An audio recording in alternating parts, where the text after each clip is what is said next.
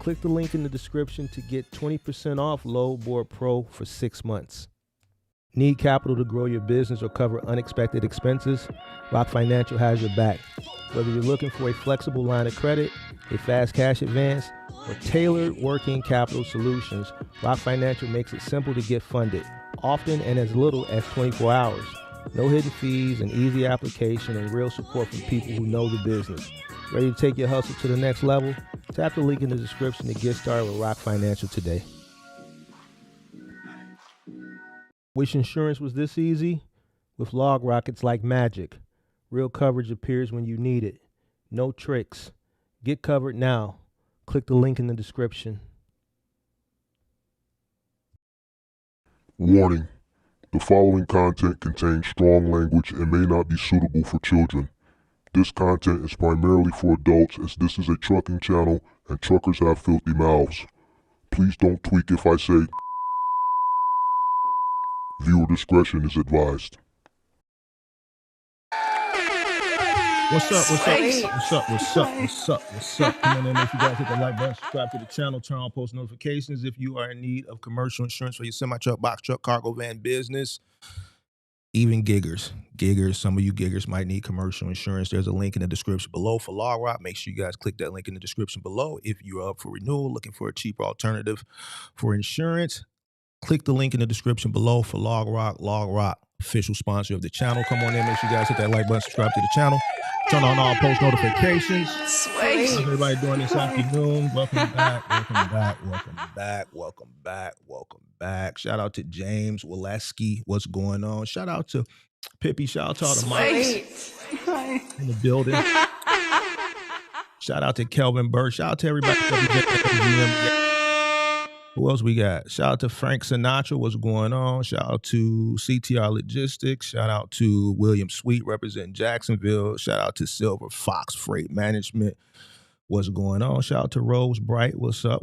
Shout out to Matthew. What's going on? What's up? All right.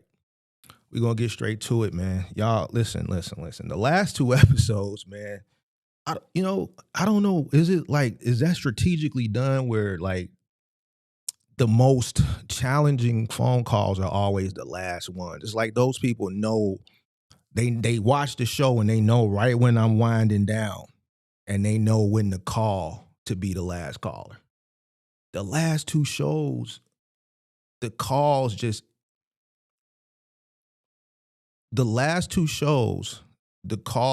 were just the most straining to navigate. Like yesterday, bro, that call, like it just really, I don't know, bro. It's like, and then I still had to go to the gym after that. You know what I'm saying? It's just, I don't know. These last two calls, man, the last two shows, the last calls of the last two shows was just something else, man. But I don't know, man. People got to do better. I was actually going to come back last night because I try to do one late show a week for my overnight crew. And I was sitting here talking to my chick last night, and I had it all ready to go, and I don't know. I just didn't even do it, man. I might do it tonight. I don't know. I might, but I try to hit my late night cruise at least once a week. But after that show yesterday, I just wasn't in the right. I just didn't, bro. Y'all got to do better out here, man. You guys that's in these trucks, like, I don't know what the issue is with math and why you so scared of it, and why, people choose to not do what's in their best interest. Never will I invest money into anything and not work diligently to get a return on my investment. Never will I take my money that I've earned, that I've worked for, and put it into something and not do what I'm supposed to do. That's like giving money away. I don't understand why so many people who are not in a situation to be philanthropic are so generous. I just don't understand it. I just don't get it. But today we're going to go into a different direction. There's a war going on. It's a quiet war going on within the UPS ecosystem between unionized carriers and giggers. All right. A couple years ago, 2021, UPS acquired a gig startup um, company by the name of Roadie, and they incorporated it into their platform. And I knew this was going to happen because it's obvious. What's known don't need to be explained. If you understand supply chain and you understand logistics, you would have known then why they acquired it, and you would have known uh throughout the course of them acquiring obviously the companies that they were already with Roadie, and then with UPS already having just a lot of partnerships with a lot of brands and just other logistics companies and things of that nature, how many more opportunities that were going to come from it, and where they were going to be pulling the work from, right? So the people that have been slighted, um, they're starting to push back. All right. So an article came out a few weeks ago, and I'm going to read the article. We're going to go through the article. We're going to break the article down, and then I'm going to give you my summary of what's going on and in this war between UPS driver and Roadie gig contractor. And you probably have seen some effects of it. Maybe not so much now because it's holiday season. But when things slow down, you may start to feel the effects of it. Some of these UPS workers, warehouse workers, may be doing some things to make it more difficult for some of you giggers out there. All right. So let me pull up this article. Let me get rid of that real quick. Come on in, make sure you guys hit that like button, subscribe to the channel, turn on post notifications. Let me pull up this article. All right, boom. So we got an article here. Teamsters union to press UPS over Roadie use of gig drivers. Let me pull it up on the big screen. Let me give you big screen access. I'm gonna go through this real quick. Let me blow it up. All right. After complaining in August that UPS hasn't upheld contract commitments. Bro, how do you get rid of this fucking? How do you get rid of this pop-up thing, bro? Hold on. I don't like that. Why does it do that? Why does it do that? All right, we just gonna have to thug it out right here. Y'all can see it. After complaining in August that UPS hasn't upheld contract commitments for new air-conditioned vehicles, job creation, alleged overtime abuse, and distribution of aircraft maintenance assignments, the Teamsters Union is preparing to bring forward another grievance in an effort to fight with what it perceives as an ongoing attack on members' rights. UPS, which is a publicly traded company, is denying a Teamsters Union accusation that it has improperly diverted delivery work to Roadie, a subsidiary that uses a technology platform to match freelance drivers to packages available for delivery. Right. So we know Roadie is a gig app. And for the most part, the giggers, shout out to all my giggers, they go to Home Depot, they go to CVS, they go to Lowe's, they go to, wherever, and they pick up items from the store and they deliver it directly to the consumer. All right. Teamsters Local 804 claimed on Instagram that UPS is subcontracting parcel deliveries to giggers.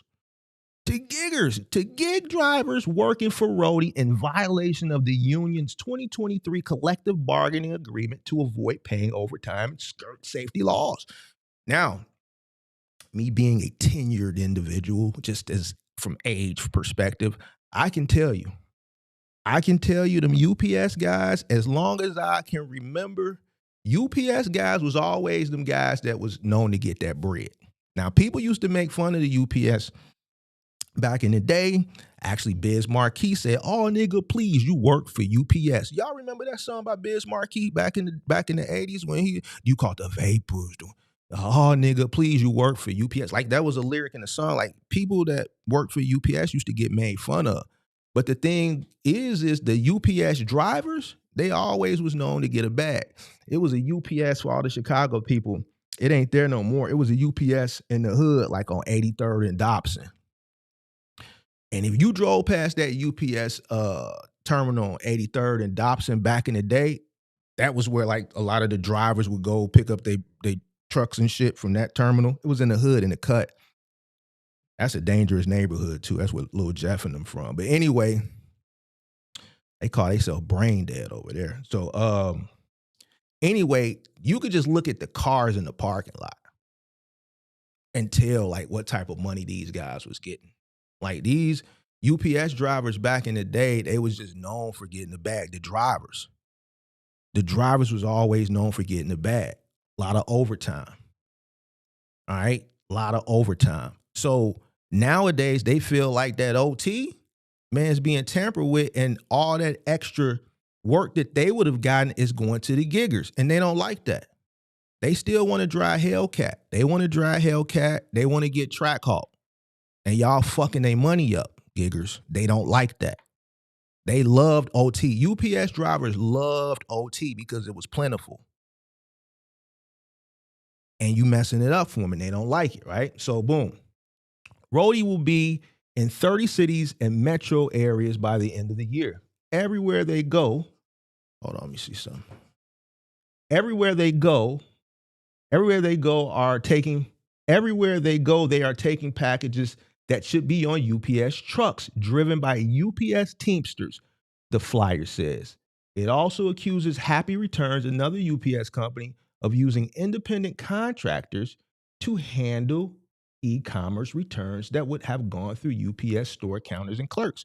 Now, for those that you don't know, the UPS stores, a lot of them aren't owned by UPS. You can franchise a UPS store, right? So, those returns that a person would drop off at UPS that are now being picked up by Happy Returns, which is another UPS subsidiary, those franchisees are losing revenue. So now the franchisees are upset at you, and obviously the UPS drivers, the Teamsters, they're upset with you because you're taking packages that they would have normally delivered.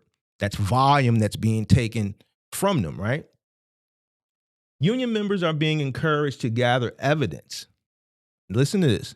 Union members are being encouraged to gather evidence of alleged company violations. If you see a Roadie package in a UPS trailer or being stored in a warehouse, take action. We're going to read that again. This is coming from the union. They telling the union members. They're telling the warehouse guys. They telling the truck guys. If you see a Roadie package in a UPS trailer or being stored in a warehouse, take action. The flyer advises. Give me 1 second, y'all. Give me 1 second. Hold on 1 second. I got to respond to a phone call. Tell them I'm streaming.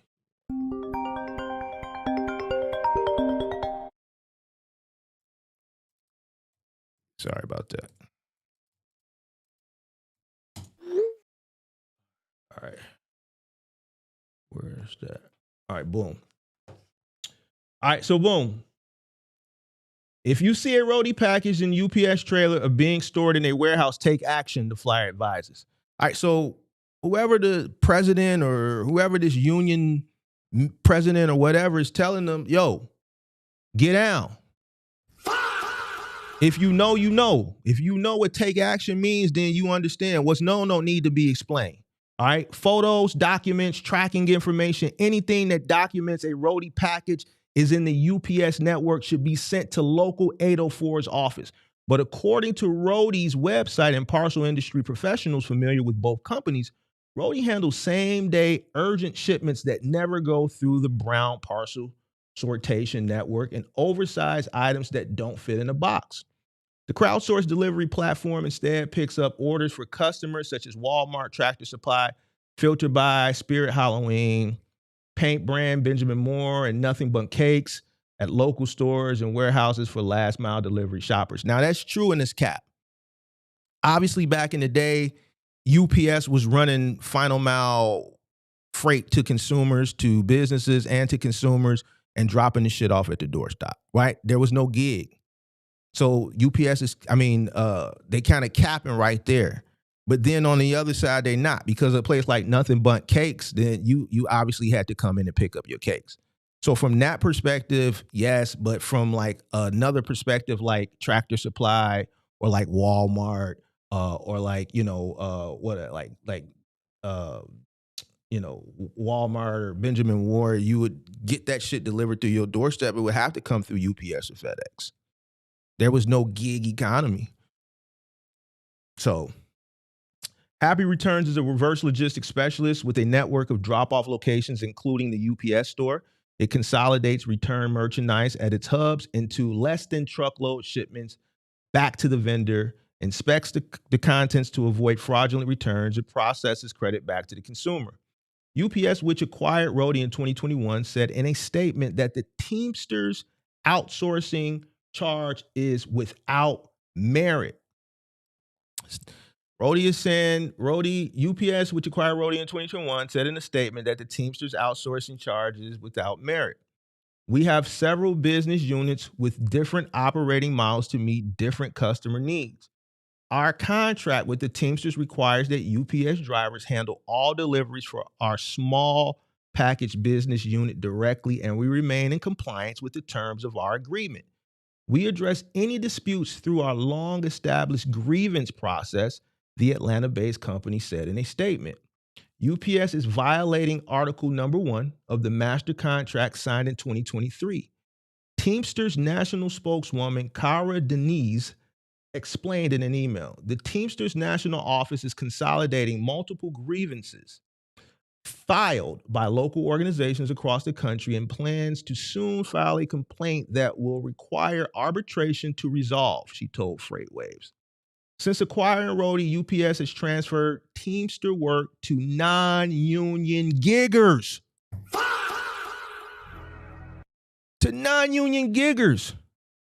Roadie drivers every single day. Listen, the Teamsters are upset with you giggers, especially you Roadie giggers, all right? Be careful. It must stop. They said it must stop. UPS is violating the contract and putting good union jobs in jeopardy while exploiting other vulnerable workers, Denise said. Listen, y'all putting good union workers out of work and they exploiting the giggers. Now, we understand how giggers get exploited.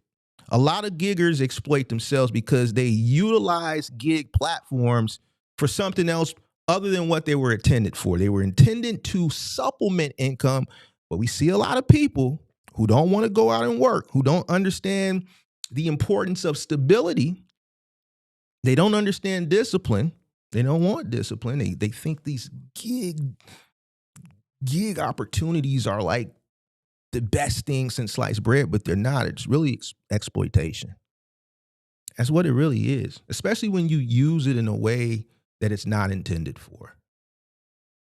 When I look at a lot of these giggers, especially like content creator giggers, I don't see any room for growth. I don't see any growth. How? You just exchanging liquidity day by day by day. There's no room to save. There's no room to grow. It's self-exploitation, if you ask me. All right. UPS is violating the contract and putting good union jobs in jeopardy while exploiting other vulnerable workers, Denise said. She said Roadie uses UPS labels. Let me get off it. Roadie uses UPS labels, tracking equipment, which proves Roadie is taking work from Teamster drivers. Clearly, UPS is using Roadie as a shell to avoid its contractual obligation to Teamsters.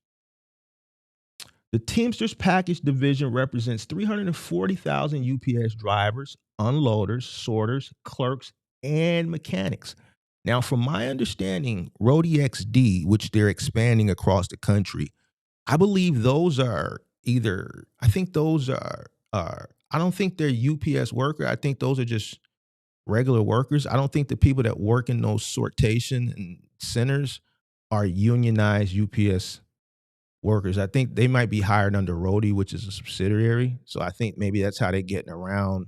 Or maybe those are UPS workers that work there in the XD warehouse. I'm not sure. UPS does use part-time workers to perform seasonal support work through their personal vehicles, which was a sticking point during the 2023 labor negotiations. Satish Jindal, who advises companies on the best way to allocate their parcel, and less than truckload shipping budget said that as long as packages being moved don't end up in the UPS network, there should not be a problem with Roadie receiving support from UPS. Makes sense. That's another reason why they probably created the XD model. Another reason probably why they created the XD models to get them through those sortation centers under the Roadie platform and not through the UPS platform. UPS is in the process of consolidating its parcel network and reducing its workforce to better align with slower parcel growth, but no credible evidence has publicly surfaced so far to indicate UPS is outsourcing core package delivery.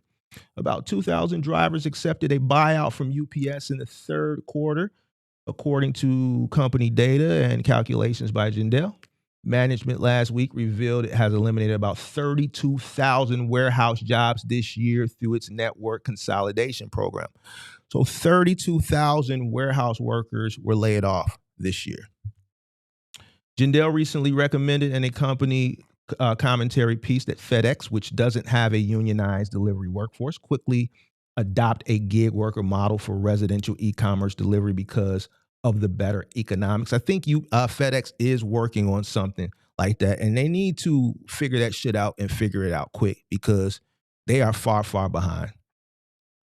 And if they want to be able to compete, they're going to have to come up with something that's going to have to compete against Roadie. Union contract pressures cost. UPS, which saw the need to utilize last mile delivery agents when it purchased Roadie, has been unable to fully capitalize on the investment because of the union restrictions on replacing drivers. Many new courier companies offering lower rates than FedEx and UPS have captured market share in recent years. All right. Jindal, the president of ShipMatrix, and the Teamsters have themselves to blame for UPS trying to shed drivers where possible. Other carriers can offer lower pay because drivers no longer need to have photographic memory of their routes. Back in the day before GPS, drivers had to really know where they're going. And that's something else that I've noticed, especially amongst young drivers and even throughout my tenure of years as time went on. I realized that a lot of drivers, the younger drivers, they had to rely on GPS. A lot of these guys out here today that's younger, they don't know their way around a city that they grew up in. We got how many people in here? I only see 22 likes. Give me a second. Hold on. I gotta see where the likes is at. Where we at with it? We got 66 people. We got 22 likes. That's a third. That's 33%. 66 people, 22 likes. That's a third. That's 33%. We need to get those likes up to at least 50%, please. Thank you. Thank you, thank you, thank you. Please hit that like button. Hit the like button. Please hit the like button. All right. So a lot of people today, I like rely on GPS. I don't understand why. Like one of the requirements when I was doing interviews, I used to ask, what's the center point of the city? That was one of the questions I would ask people. What's the center point of the city? And majority of people couldn't answer that question, right? Majority of people could not answer that question. I would throw out what's 800 West? What's 1600 West? What's 400 East? What's the center point in the city? I wanted to test what a person knew, that if they got in a situation where their phone died, obviously later on in my tenure, or even in the earlier part of the tenure when with Fleetmatics, people using the Fleetmatics and the Garmin that was integrated in with the Fleetmatics tracking, what would happen? Could you get to each stop based off of the understanding of just being able to see the cross streets, look at the address, and know, okay, 400 West, 500 West, 600 West, 700 West, understanding what's the center point of the city. A lot of people in Chicago don't even know what the center point of the city is.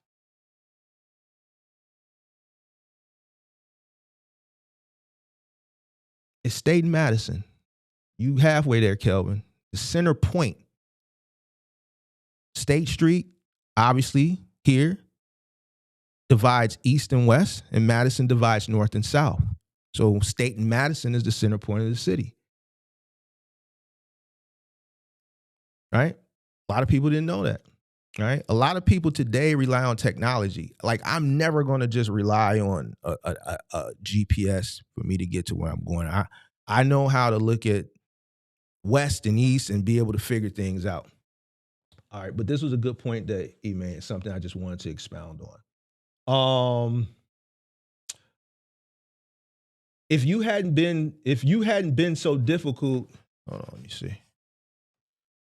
If you hadn't been so difficult with wanting to have a high school graduate get paid $65 an hour when other people with similar skills are getting $35 an hour at FedEx and Amazon, UPS wouldn't be doing this, he said in an interview. If you hadn't been so difficult with wanting to have a high school graduate get paid $65 an hour when other people with similar skills are getting $35 an hour at FedEx and Amazon, UPS wouldn't be doing this, he said in an interview. 15 years ago, the UPS driver knew the route. He knew where to turn left, where every address was. You don't need a driver to know that. Just like if you went to New York and used the yellow cab, the driver had to know where your hotel was. That's true. Back in the day, you get in a cab, you tell them your address, and they had to know where it was. It was part of the job. You had to know the cross streets. You had to know where you were at. Now any Uber or Lyft guy can do it because they just get the directions from a GPS. So it's the technology that has diminished the value of a UPS delivery route and the driver. It's not UPS doing it. It's technology. And Teamsters should realize that Amazon is even finding automation is more cost effective than a worker in the warehouse making just $19.50 per hour. Go fight the technology. Complain to Google and the other automation companies, he advised the Teamsters. It's a good point. UPS last week said it would retrofit 5,000 package cars with air conditioning and characterized as going beyond terms in the collective bargaining agreement. It previously settled some local disputes with the union at its air hub in Louisville, Kentucky. Roadie and Happy Returns are part of the UPS Digital, which saw revenue growth of 9.5% year over year in the third quarter. All right, that's the end of that article. Very, very, very interesting article, say the least. Now, let's have a conversation about it. Let's have a conversation about this article because it was an interesting article, to say the least. Make sure you guys come on in, hit that like button, subscribe to the channel, turn on all post notifications. So basically, what do we learn from that article? Let's summarize it. All right. Roadie is crowdsourced, right? It's on-demand delivery platform acquired by UPS back in 2021. The model is independent contractors, gig drivers using their own personal vehicles. They sign up for gigs. They complete deliveries, often for last mile, same day, pretty much on demand. Historically, delivery work at UPS has been performed by unionized drivers. All right. Prior to the gig economy, if you ordered something in the early ages of online delivery, of online shopping, or even let's go prior to online, let's go prior to e-commerce. This may be a little bit older than some of you guys can remember, back during the catalog era, back when you shopped in the catalog. Sears catalog, for those that were sneakerheads back in the 90s, there was a sneaker catalog called East Bay. I'm taking some of y'all back. All right. There were some companies that were just catalog companies, and you just shop the catalog. Spiegel, Service Merchandise. I think they had a catalog.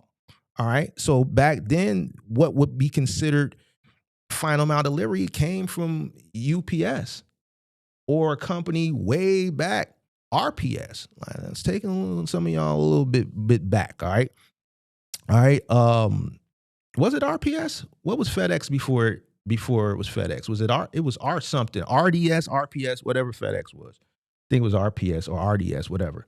All right. So historically, doorstep shit, final mile shit was delivered by UPS, FedEx prior to them becoming FedEx. I think it was RDS, RPS. I can't remember. uh, uh, and USPS. All right. Obviously, UPS are Teamsters, part of the International Brotherhood of Teamsters. And this model, it guaranteed union wages, benefits, and protections.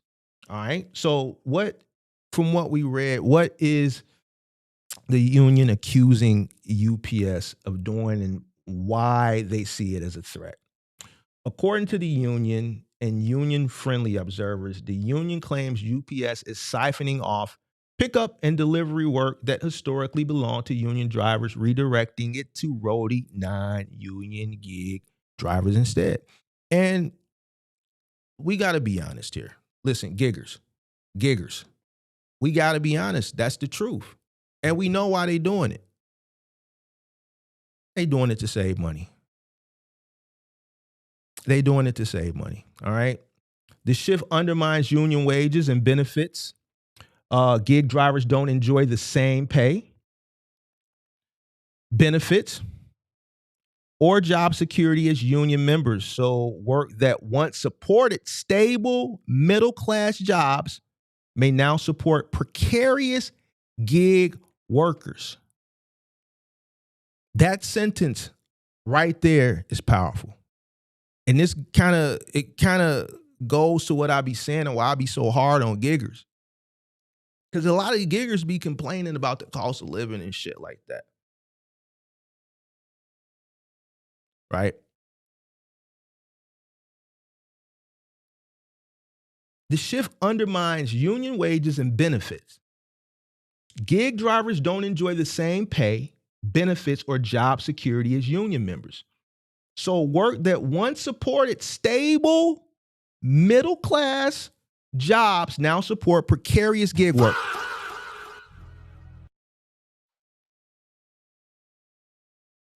And see, I already knew we were going to get an ignorant gigger. I knew an ignorant gigger, a poor ignorant gigger who ain't got a pot to piss in, nor will he probably will never own a home in his life because of this understanding. See this sentence right here?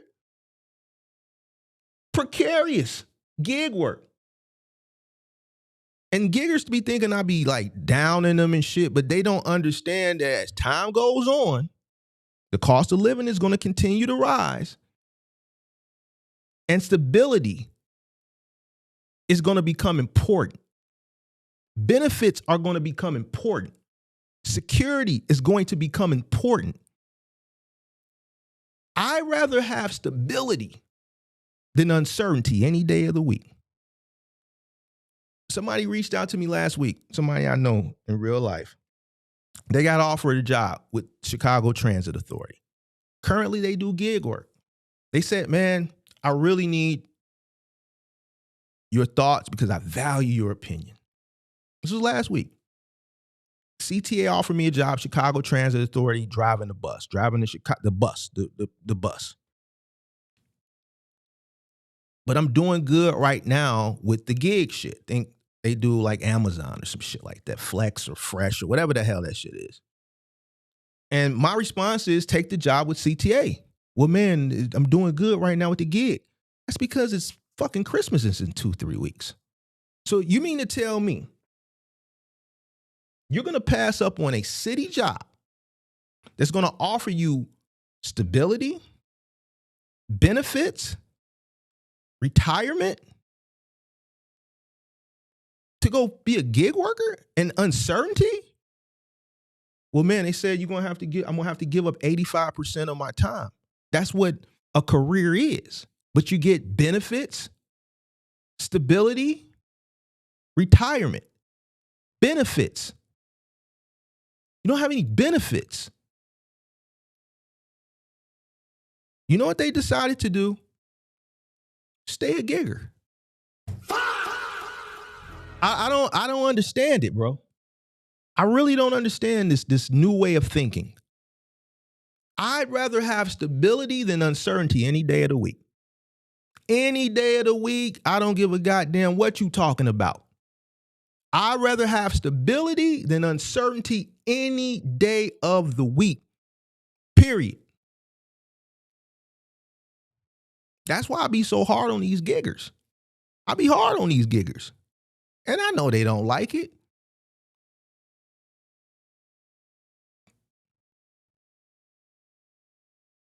You know one thing that you get with a job, and I know I'm derailing, but it's okay. It's the Mark the Mentor Show. You dig what I'm saying? This is what we do over here.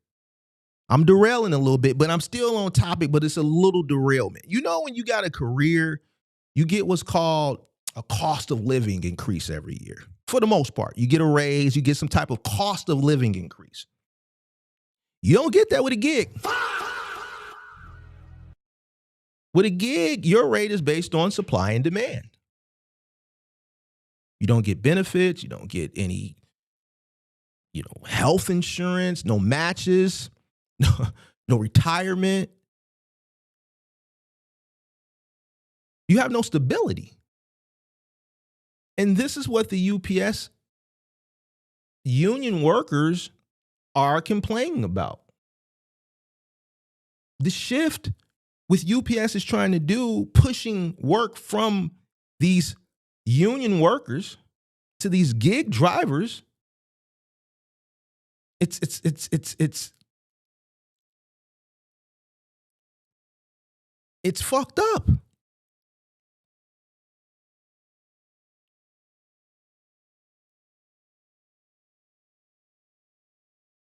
It's helping to hurt the middle class. And I know some people don't understand. You got giggers like the guy in here from Florida who lives in a hotel who's, Pippi, let him rock because we're gonna have our way with him a little bit later in the show because I knew he was gonna come. We're gonna have our way with him. Let him rock. Let him rock. You got guys like him who just really don't understand how detrimental that is. They don't understand how detrimental it is to them and to other people. The union argues this amounts to a contract violation that using a non-union subsidiary to perform what should be union work breaks the collective bargaining agreement. There is a coordinated union response. For instance, one local union, Teamster Local 804, has reportedly filed thousands of grievances, currently the most in the country. One local union, Teamsters Local 804, has reportedly filed thousands of grievances, currently the most in the country, and is taking the dispute to national arbitration to try to block what they call subcontracting of union work. That's what UPS is doing. They're subcontracting union work. In short, from the union's perspective, this isn't just a new business model. It's a direct existential threat to good, stable union jobs at UPS.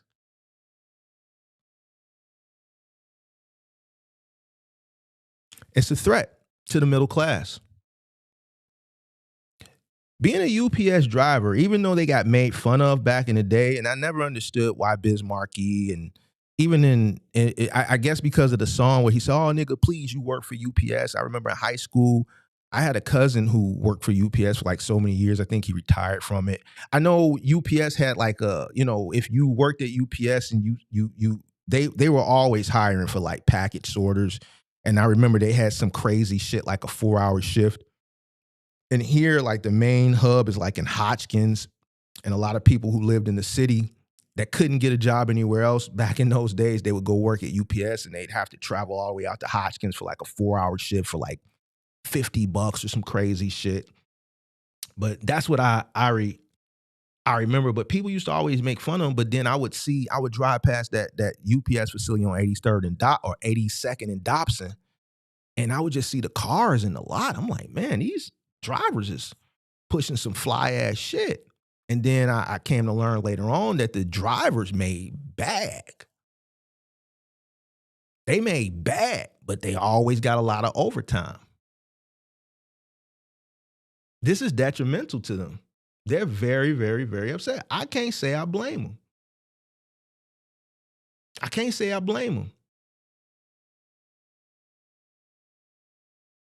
The gig economy, or on-demand delivery model like Roadie allows flexibility, Roadie claims, to match deliveries with drivers who are already on the way. That's cap. They don't be on the way now. Come on now. Good giggers. Y'all know y'all don't be on the way. Y'all ain't on the way. Y'all be stacking shit in between 3-4 different apps on at the same time. You just not like en route somewhere and then on the way they know you going to Granny house and they know you got to drive past the Home Depot on 87th Street because Granny live on 87th and Wallace and you on 87th and the Dan Ryan and you finna drive past and they say, oh, well, you're going in that direction. That's cap. It sounds good, but we know that's not the truth. All right. Roadie claims to match deliveries with drivers who are already on the way, which from a business view can make delivery more efficient and cost effective. From a purely operational logistics standpoint, traditional UPS delivery infrastructure may struggle to cover spikes in demand, holidays, seasonal surges, same-day needs, so on and so forth. I agree with that. I'm going to call it fair down the line now. Listen, giggers, I'm going to call it fair. I'm going to call it fair down the line. I'm going to call it even Steven. You dig what I'm saying? I'm not going to sway one way or the other. I'm going to call it even Steven. You dig what I'm saying? So in those cases, yes, during the holiday seasonal demand prior to the boom of the gig economy, yes, you would know, listen, you got to order your shit early because shit is going to be backed up and there's going to be delays. If you want your shit to get delivered by Christmas, you need to order that shit sooner than later, right? There wasn't a gig economy that could, just have a bunch of people on standby and go to micro fulfillment centers and pick shit up short notice, right? Gig driver networks can provide elasticity and spare capacity that unionized delivery alone might struggle to match. Agreed. Supporters argue that models like Roadie can complement, not necessarily replace, union-driven delivery. Example, for overflow return, small package, non-standard routes, some in industry suggest there's room for both models. I agree. I think ultimately just for the betterment of the middle class and to protect those jobs, because I'm being sincere. Those jobs are very important. What the gig economy is doing in this aspect, it's affecting the middle class. It's affecting middle class jobs. I think Roadie and the technology behind Roadie and a lot of these gig apps, but Roadie, more importantly, since UPS acquired it, it should be a support mechanism. It shouldn't be something utilized to displace a hardworking middle class worker. It shouldn't be used as something to displace middle class workers. It should be a support mechanism, similar to how I think giggers should treat it, as a support, as a supplement. Not like something where, I'm going to go be a gigger and I'm going to go buy me a house. I'm going to gig. I'll get out here and I'm going to gig really, really hard. And I'm going to buy me a house. I'm going to put little Timmy through college. I'm going to buy my wife a nice Toyota Sienna soccer mom van. We're going to build a really good, comfortable life with the high cost of living. And I'm going to do it all because I'm going to be a successful gigger.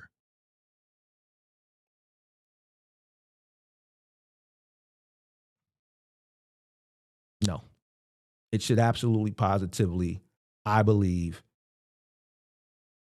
complement.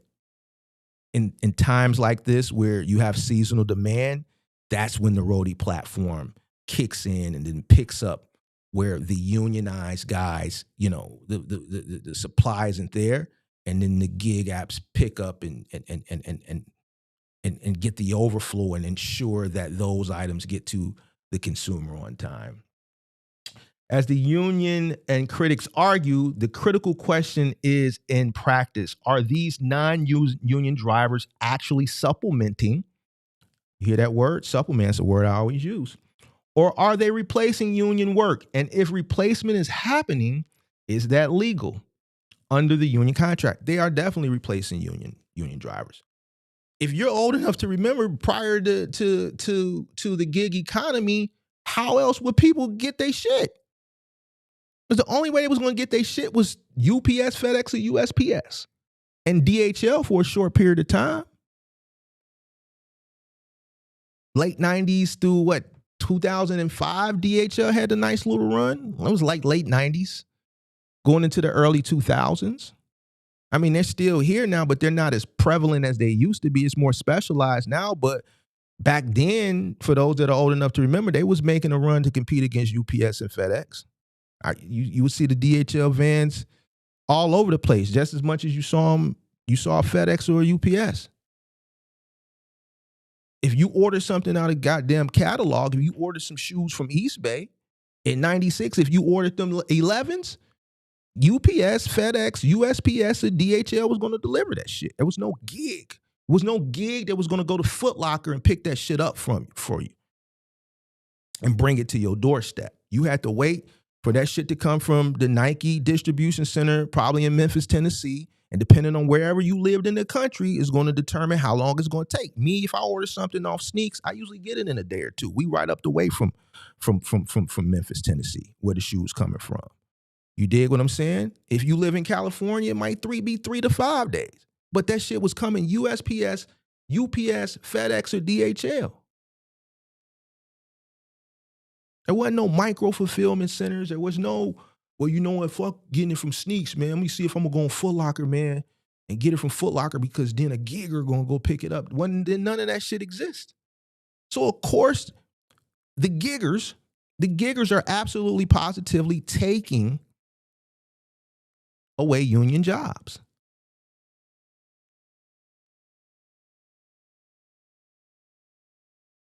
They're replacing union work with giggers. Now, I ain't got no dog in the fight. I'm not a UPS worker, nor am I a gigger. All right? I'm just calling a spade a spade. Now, as a person who wants the best for people, I understand how detrimental this is. People were able to build a nice, comfortable life, a nice middle-class life, being a hard-working UPS driver. And a lot of those jobs are being displaced and replaced with giggers.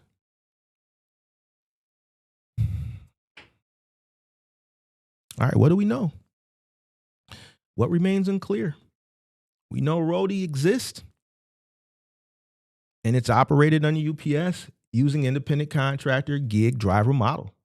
We know union grievances numbers are high. Local 804, most importantly, reports thousands of docketed grievances tied to alleged contract violations related to Roadie usage.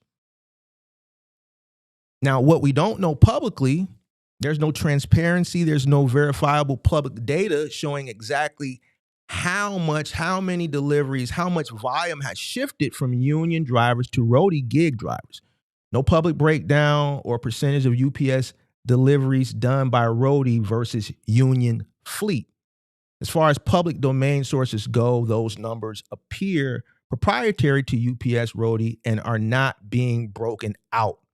Because the data is opaque, much of the conflict remains in the realm of claims, accusations, and counterclaims, which makes this battle as much about power, leverage, and interpretation as about hard numbers. It's a reason why they're not putting those numbers out publicly. Because most of those unions is going to lose their shit.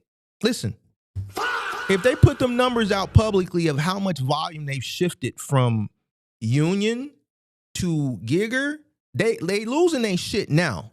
If they put them numbers out, they really going to lose their shit. They're going to lose their shit. If you're in a market like mine, and I've seen pictures, I've talked to people in the Discord, I've talked to people in the channel that do cargo van work, that've been to even Cars and Cribs. I think he went out there one time to the XD fulfillment, not fulfillment center, but the XD whatever warehouse out in Westmont. It's a fucking zoo. They got routes coming out 5 in the morning, 7 in the morning, 11 in the morning, 3 in the evening. A lot of that Home Depot shit that's ordered online that's not being picked up from a Home Depot store is coming straight through the Roadie XD Center. Now, you take Roadie out the equation, who was going to get that freight and who was going to deliver it? You take Roadie, you take the acquisition of Roadie out of the equation, who was going to deliver those items?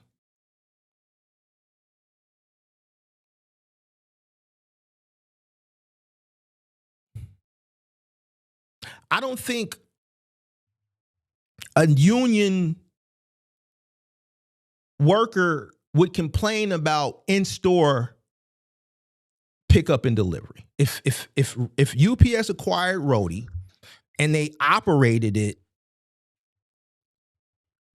in the original form in which it was created, and even when they acquired it, if they would have kept it like that, okay, send a driver to a location, to Home Depot, you pick up an on-demand order and you deliver it. We can blame that on technology, right? Because without technology, then that on-demand opportunity wouldn't exist. They would still have to wait. Stores wouldn't do what we consider today in-store fulfillment, right? That wouldn't exist. We can blame that on technology. I'm putting my mind in the mind frame of a smart, unionized UPS driver. It sucks, but we can blame that on technology. What I think their complaint is okay, you took it to another level and you're creating across the country these Roadie XD centers, and with the partnerships that you already had, the work is being brought straight to the XD center and these guys are delivering. Obviously, they're using a UPS middle mile truck. They're not outsourcing that. So somebody within the union is getting that work to deliver those containers or those semi trucks of that freight to the Roadie XD centers. But then those brown vans that you see pull up to your home or to businesses, the final mile guys, those guys are losing. All that volume is what would have once upon a time went on a brown van and been dropped off.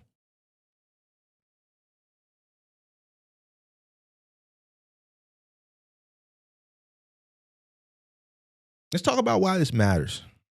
All right, let's talk about the bigger implications. If UPS's use of Roadie becomes normalized and goes unchallenged, it could set a precedent for other large logistics and delivery companies to shift towards gig worker models, undermining union labor broadly. That signals a broader tension in the U.S. labor market between precarious, on-demand, contractor-based work and stable, unionized employment with protections, benefit, and negotiated job security. For consumers, delivery might become cheaper or more on demand, but at what cost to workers' rights, wages, and job stability?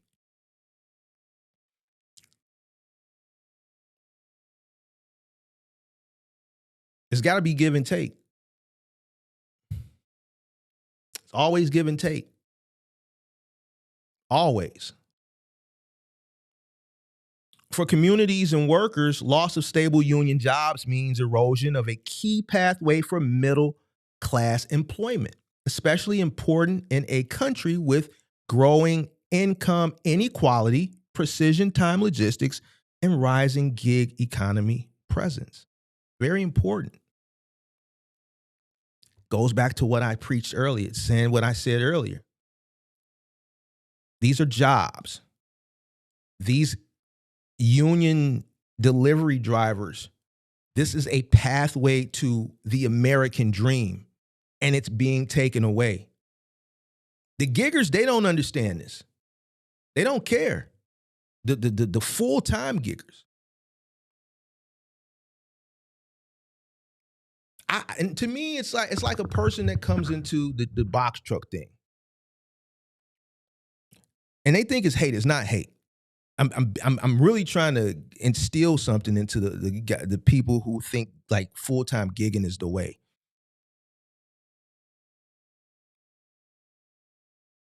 There's no future if you look at it just in the mind frame of doing it full time. Just like how can you build something? Why would you put uncertainty over stability? It to me it doesn't make any sense.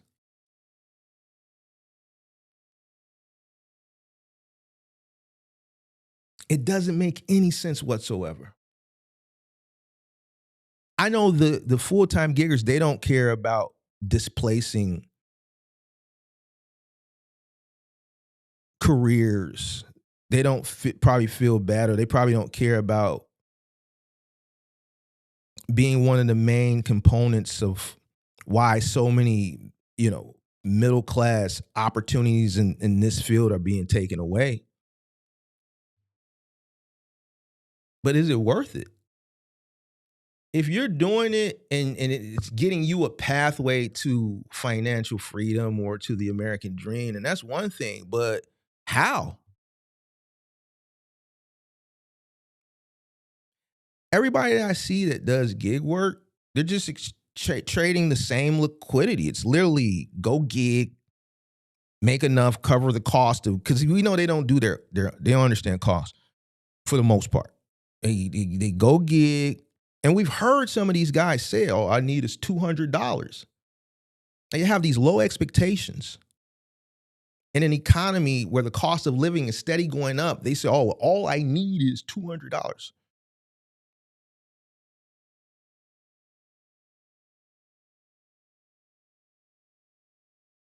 This is the mind frame of a gigger, a full-time gigger. Like, how can you build and on something that is not designed to pay you at the rate of inflation? It's designed to pay you based off supply and demand. And the tougher it gets out here, which a lot of people are starting to realize, it's going to require more people to have to supplement their income, which means more people that in normal circumstances wouldn't have to go out and get a second job or wouldn't have to go out and get gig work are having to come out and get gig work. That's why I see women driving 2025 BMW X7s. They could be, this lady that I saw, she could have been driving it because of her just ignorance of buying something that she couldn't afford or using gig work to justify a purchase that she couldn't afford. Or because of this vehicle, she's having to go out and supplement her income. The point that I'm trying to make is as tougher it gets, as the economy continues, inflation continues to rise, the tougher it gets, people are going to have to supplement income. So that means there's going to be more people that are going to have to do gig work. The more people, the more supply. If it gets tougher, less demand, non-peak, which is peak now because of the holiday, more supply means the tougher it is for you. More people to compete with, less opportunity. It's uncertainty. So we're fighting for uncertainty. And while we're fighting for uncertainty, we're displacing good, hardworking, middle-class workers and middle-class jobs.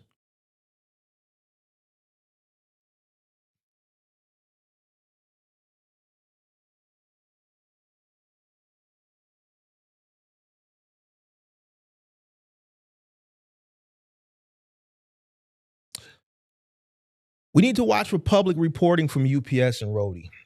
All right. We need to see those numbers. All right. Hopefully they put them out. Maybe in the future SEC filings or, segment reporting, they break out what share of deliveries go through Roadie versus, the traditional UPS business model. That would be a great data gold mine for everybody.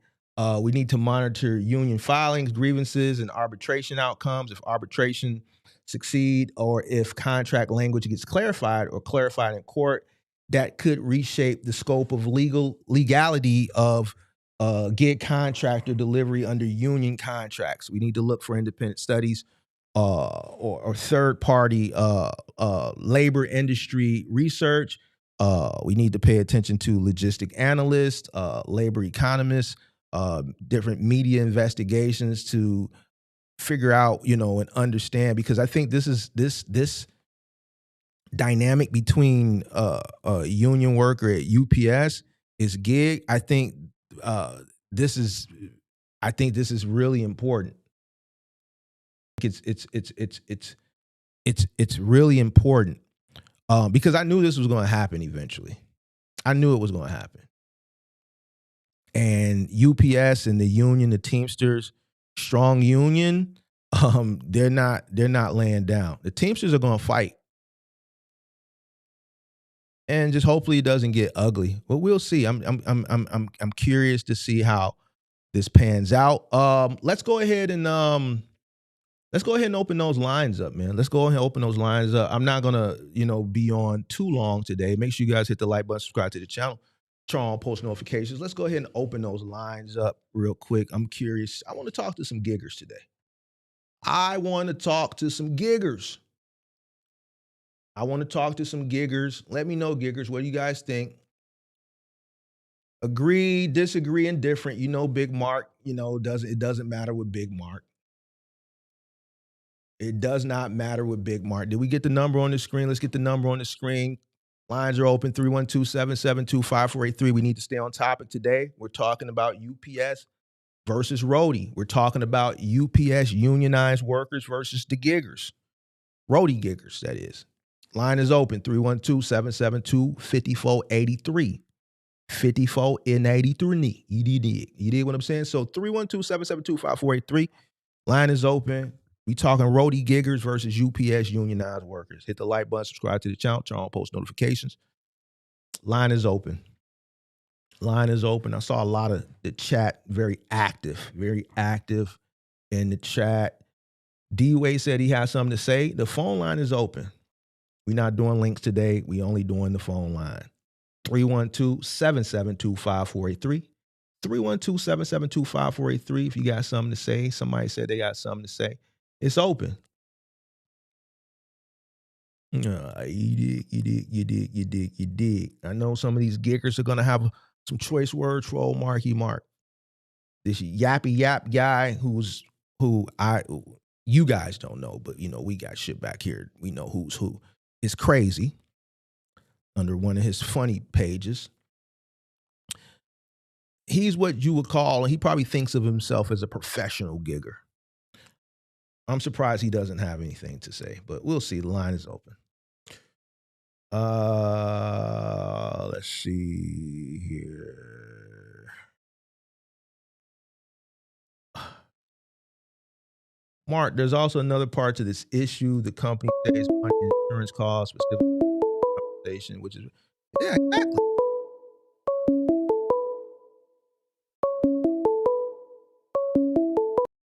Yellow. Hey, Mark. What's up? What's going on? What's up? Who is this? It's Dwayne. What's going on, man? What's going on? I called a few weeks back. Dwayne, the Jamaican dude. What right? Wagwan? All right. Yo, you have a very interesting conversation. I like to jump in when I hear something very interesting. Talk to me. But what I wanted to say, I said this in the chat. There's also another part to this, right? Talking about the insurance aspect. Talk a lot about, huh? Talking about the insurance company saving money. Right. Yeah. So, and this relates to me. So check this out. Like I mentioned before, I am a contractor too. I'm a subcontractor. I'm in the trade though. You know, I do restoration. The other day, I tried to get renewed my workers' comp insurance. and my agent said, "Hey, listen, this is gonna cost you $6,500. Okay. Something that cost me last year $3,000, maybe almost $4,000, right? And I'm not talking about a company of 5 or 10 guys. You know, I just had one person and myself, and now it's basically me. And you're talking about 6,000, almost $7,000 for one person. So I'm looking at it now as a business. UPS with these workers, I think based on state guidelines, whatever state they're in, I'm pretty sure most of the state requires them to have workers' comp to facilitate their workers, right? Yeah. Now, I think one of the biggest things, and I'm seeing this in other industry right now, a lot of companies, a lot of big companies, they're preferring to work with smaller contractors with general liability and workers' comp and umbrella and all those other insurance, rather than employing someone as a worker because of the cost of insurance. So I think one of the biggest push you're seeing with these gig companies, why I believe, to be honest with you, as you know, personally, one of the biggest reasons why they're pushing so much to sort of like get rid of workers or hire less workers is the cost of doing business. Yeah. I mean, that's the point of them inquiring. I just don't target it from that angle. I target it from the angle of the mindset of the gigger. Because I don't understand why giggers think that you're going to be able to build like this comfortable life, like being a full-time gigger. I talked about it. I said it like I'm gonna call it even Steven. I said that in the lecture. You know, we know why, you know, companies want to cut costs, but you know, from the mind of the gigger, I'm targeting it from the gigger. I'm targeting it from the mindset of the full-time gigger. You see what I'm saying? I didn't target it from the angle of what you're coming from. We know why companies are going to gig. Right? It saves money. It's obvious. It's cut and dry. You know what I'm saying? Yeah. So No, listen, I agree with you. Like for me, I also do it too. I do it like you said. Like, you know, I might work all day long and I get off and I want to do a couple hours. I do it myself. It's definitely something. And that's fine. Substitute. Yeah, it's a supplement thing. You're utilizing it in the correct form, and there's nothing wrong with that. Exactly. But and also when you kind of push a little bit more, and I got a thought immediately after you said that. One of the things too, I think companies realize. I think the marketplace has changed, and I think companies during the pandemic. They realize something. What's that? Because it pushes them for people to do delivery. And I think that opened up everyone's mind, right? In terms of the business, all these companies. Oh, well, you know, if we could get these guys, well, these people are already in the mindset of getting things delivered to them. Why don't we expand on this? So, I think society changed too. If you look on it on a society, I think our society kind of made a shift. We're lazy.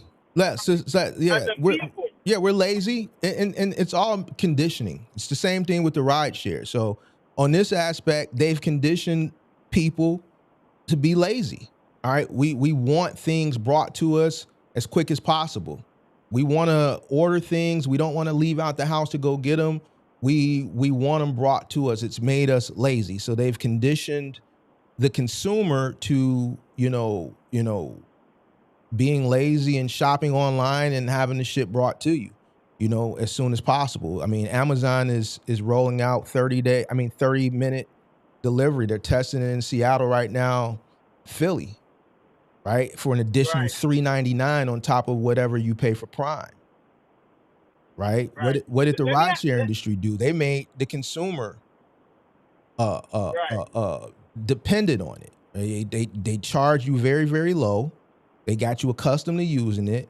And then when they decided, yo, we want to IPO, we got to focus on profit now. They push the price up. Once they've gotten us convenient to using it, they're lowering the price on the service provider, the driver, because they've pretty much killed the taxi cab industry, and they sold those guys a dream, right? Look how many Uber drivers and Lyft drivers during the 2010s quit their job because it was more beneficial for them at that time because they were making $3,000 and $4,000 a week. They thought it was going to last forever. Like, you had people that had careers that quit their job to be Uber drivers because it was beneficial at that particular time because the rates were high. Now they're low and they're complaining. But you had people that quit stability for uncertainty. And the same thing has gone on over in the gig economy. It's happening. It's been happening for the past year. Right. Yeah, so yes, it's conditioning. Right. And I guess this is more like of like just brainstorming and looking at the whole business as a whole. Have you ever think about maybe this is an evolution that's going on as it relates to businesses as a whole? They're looking at the evolution. It's like, I grew up when we had cassettes, you know, and then we have and then they have MP3s. Right now we're streaming. So I watch all these evolution happen.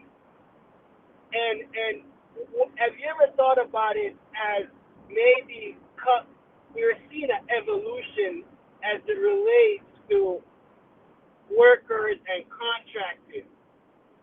The world is pushing more towards contractors. I wouldn't say evolution. I'd say transition from of working traditional jobs to more of a freelance type of way of earning, and what that's doing is it's creating lazy people. It's creating lazy people who don't have discipline. Yeah, and that's what it is. Discipline. That's where I think discipline is where the biggest downfall is going to be. But it's helping to create a lack of discipline. Because what do you see? You see people that have the freedom and the luxury. I wouldn't even consider it luxury. Let's just say the freedom of turning an app on when they choose. And what do we see most people do? They're not consistent with it. They go harder when a bill is coming up. They'll work 12 hours, 14 hours because they know the next day that money coming out for that bill. Yeah. Instead of working consistently throughout the days and the weeks, right? They make some money, they pay a bill, they lazy. Yeah. I think, you know what, too? I agree with you, but I also think it's a fraction of the people, too. And it's more so the younger generation. I don't think it's younger. I think it's older too. We see old guys. You got older YouTubers that is in the gig economy. That's full-time giggers. So at the end of the day, like I think you can't even put it on the younger. It's a mindset thing. It's a mindset thing. Yeah, I just think it's a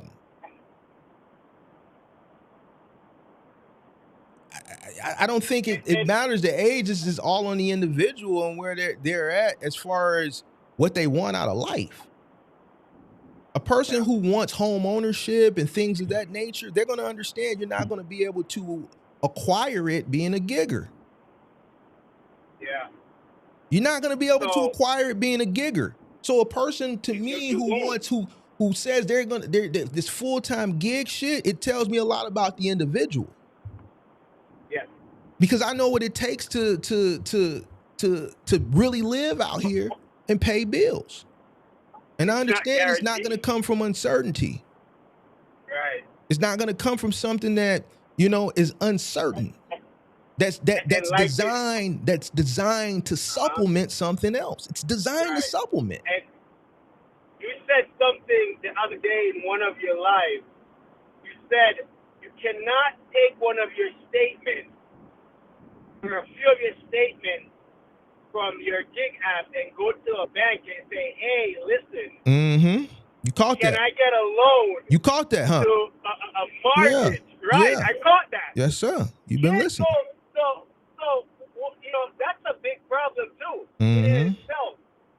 What kind of society are we gonna build if we, you know, if let's say a fraction of this country gets to a point where they're just doing solely half, and the financial system is not allowing them to you know, to achieve stuff like, you know, get a mortgage. You know, you probably could get a car loan, but you're definitely not getting a mortgage. No, you're definitely not getting no mortgage, bro. Right? Yeah, so walk into I think it's try to get a mortgage as a gigger. Let me know how that work out for you. Yeah, I think that, you know what, something to think of it, that's something deep that you got to look into. If society's kind of separating you in the work field to say, hey, listen, you're pretty much at the end, because I mean, everyone want to buy a house at some point. You know what I mean? So if you're working these jobs for years, but yet still you cannot achieve the basic thing that any American would want, then what sense does it make? Yeah. And that's what I'm saying. I just listen to these guys. I mean, but go ahead. I'm sorry. Go ahead. I'm sorry. I didn't know you would. Is it a systematic kind of move also to marginalize a certain group of people towards success to a certain degree? You know what I mean? I don't think it's systemic. I just think it's technology and conditioning of the mindset and big companies wanting to, you know, make more money. They reduce costs and make more money. If they can utilize technology and automation and artificial intelligence to reduce their costs and make more money, they're going to utilize it. But the conditioning of people's mind into believing that being a gigger is the way, and just thinking you're going to be able to sustain a comfortable living by being a freelance gigger. And like, to me, that's just asinine, bro. It's crazy to me. And that's why I be jaying down on them, because what I really be wanting to do, I want to like really piss one of them off so bad that they come up here and click the link and I just obliterate them. Because I guarantee you the one that comes up here, they don't own nothing. Because how can you? It's not designed for you to grow. It's designed for you to supplement. Financial world haven't made that switch yet. Maybe they haven't made that switch yet to say, hey, well, you know, we could accept your statement from your gig app as a way of saying, oh, this is, but it's like you said, it's not guaranteed. What bank is going to give you a mortgage off of statement as a Amazon Fresh delivery or a Flexer or a Roadie? It's not guaranteed. Where are you going to walk in? And a bank is going to say, yeah, we're going to give you the house, Roadie, driver, gigger. It's no Come on, man. Come on, man. Banks like security. Come on, man. Yeah. When I heard that in the last, I said, that's true. You know what I mean? That's definitely true. You won't be able to get and that's what it comes back. It has to be some kind of like supplement of way of moving to the next step. It cannot be, this is what it's going to be forever. It has to be from, you know, this is a step. You know, I use it as a step. You know, that's what you got to use it as. And I think a lot of folks should look into the financial aspects of it. Can this, in 3 years, usually if you're in a regular state job or something like, or a job for 2-3 years, then the bank would look at that and say, well, you know, you've been in this job for 3 years, then I'd be and you know, try to get you a mortgage, a down payment, or, you know, I think a lot of people should look into that aspect of it. Can I use this to uplift myself in the future and get, you know, maybe a house or, you know, something like that, or a condo, whatever it is. Look at this comment I just posted on the screen. This is from one of our most infamous giggers. Why buy a house if you're poor? See this comment right there is exactly why he's where he's at. I love these guys because they don't realize that when they say this shit, it exposes what I be saying. Why buy a house if you're poor? First of all, ownership, real estate, home ownership is one of the gateways to financial freedom. Yeah. So when you say some ignorant shit like this, it is why you poor. This is why I say this is poor. Motherfuckers who say dumb shit like this, I can read them without never seeing. I know he's poor. He's poor. You can't think like that. The comment, the type of shit, it just lets you know what motherfucker at with it. The reason why who doesn't want to buy a house? It's one of the gateways. Like, bro, this is the most stupidest fucking shit I've ever heard in my life. And this is why I be jaying down on these giggers. I don't get listen, the giggers who use it to supplement, we cool. There's nothing wrong with it. That's what it's designed for. It's like having a second job. But motherfucker that promote this gig, because there was so many motherfuckers who got misled, bro, that quit their jobs, that thought that, oh, well, I can just go out and I don't have to have nobody breathing down my neck. This is great. And they didn't understand business. Yo, at this particular time, then the reason why it's beneficial from a financial perspective now is because they're using you. They're paying you handsomely because they need you on the platform to deal with the demand of all the consumer demand and the retailers that they've onboarded, right? From offering them this convenience, right? On-demand delivery from a gig perspective is convenience. When you go on Amazon and you can have something, if I order something from Amazon right now and I can have it in 30 minutes, what is that? That's convenience. Yeah. I'm paying an extra $3.99 on top of my Prime for convenience. I can really just take my ass down the street to Target or drive a little bit farther out south or across the border in Indiana and go to Walmart. Or I can go to my local grocery store and get it and pay more, but I got to leave the house. Or I could be a little bit more patient and order it and get it with my Prime delivery the next day or 2 days. But if I want it on demand right now, for whatever reason, it's a level of convenience. Yeah. I mean, listen, if you're talking about a union job compared to a gig, it's a no-brainer. It has to be the union. Yeah. Because think about it this way: if you're a family person, you're a family man. Yeah. You got your mortgage, you got kids, that's school-age kids, and that gig app. If you, let's say, in a scenario, you probably went to drop off a package, or for whatever reason, the client said something, you said something back, and they just wrote a note to Roadie and say, "Hey, he was rude." They could kick you off that app like that same night. Thank you. What is gonna happen to your family? Like, what are you gonna do? Man, you can't tell these guys that.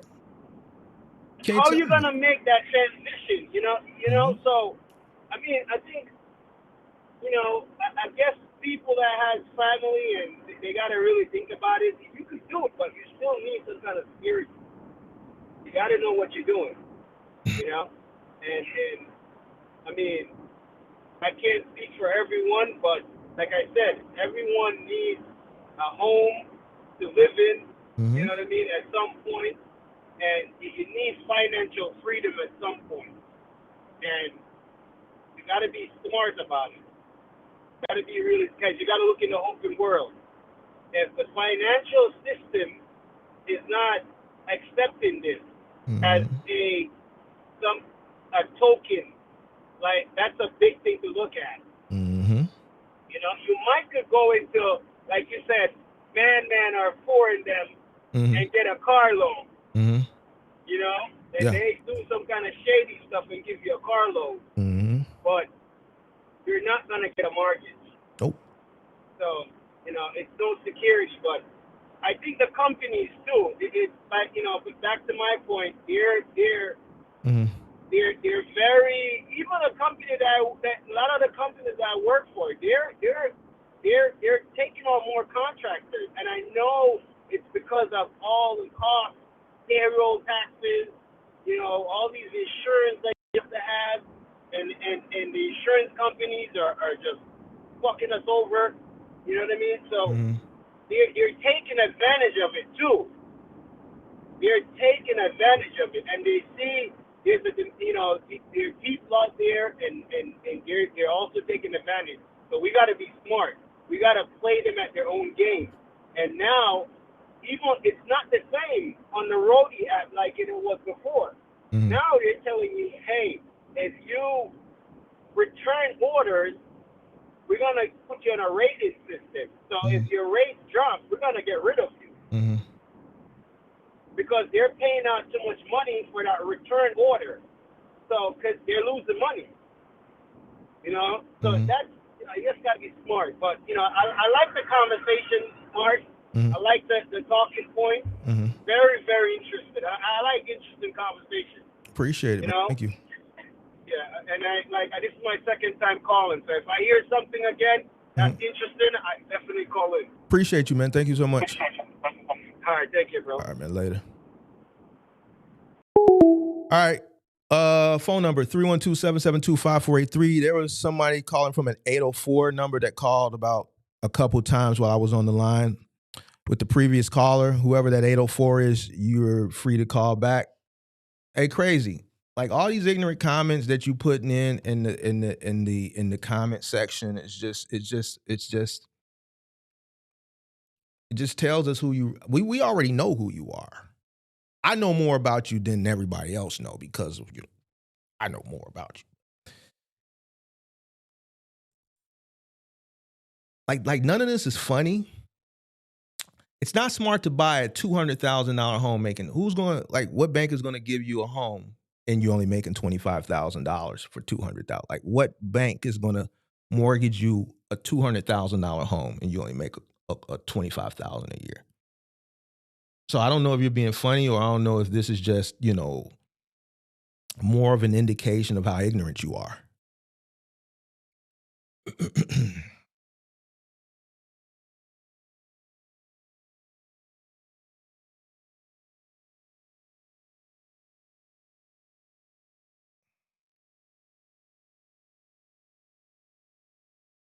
$25,000 a year, you can't even afford to live without a house.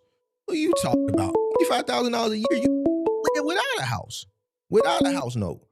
Hello? What's going on? What up? No.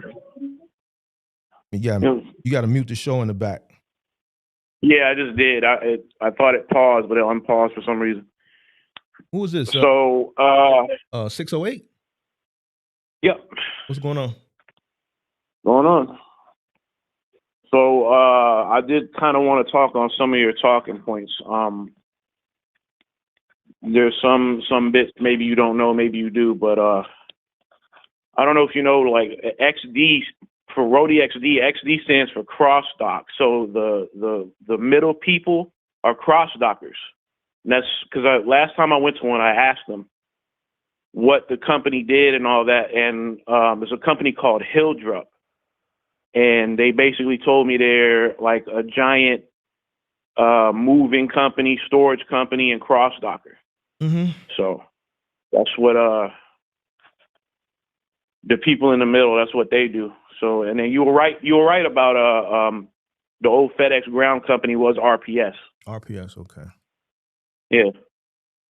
And then last thing about GPS, the reason like GPS is so like heavily utilized now is because I'm sure you know there's like saves residential wasting gas. Yeah. You say. Well, no, it was also with the volume being what it is, especially for residential, and like companies, especially like Amazon, mostly Amazon, but FedEx ground to a degree. They don't have set routes, so they're on different routes every day. So, and having, you know, this is my background. So yeah.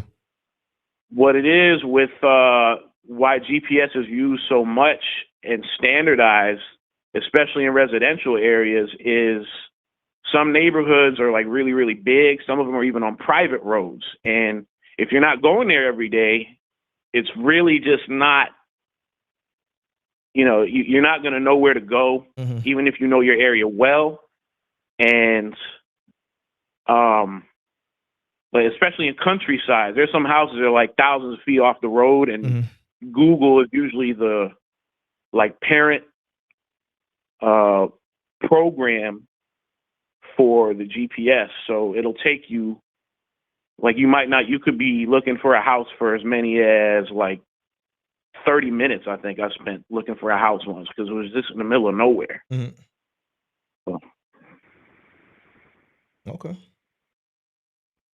Okay.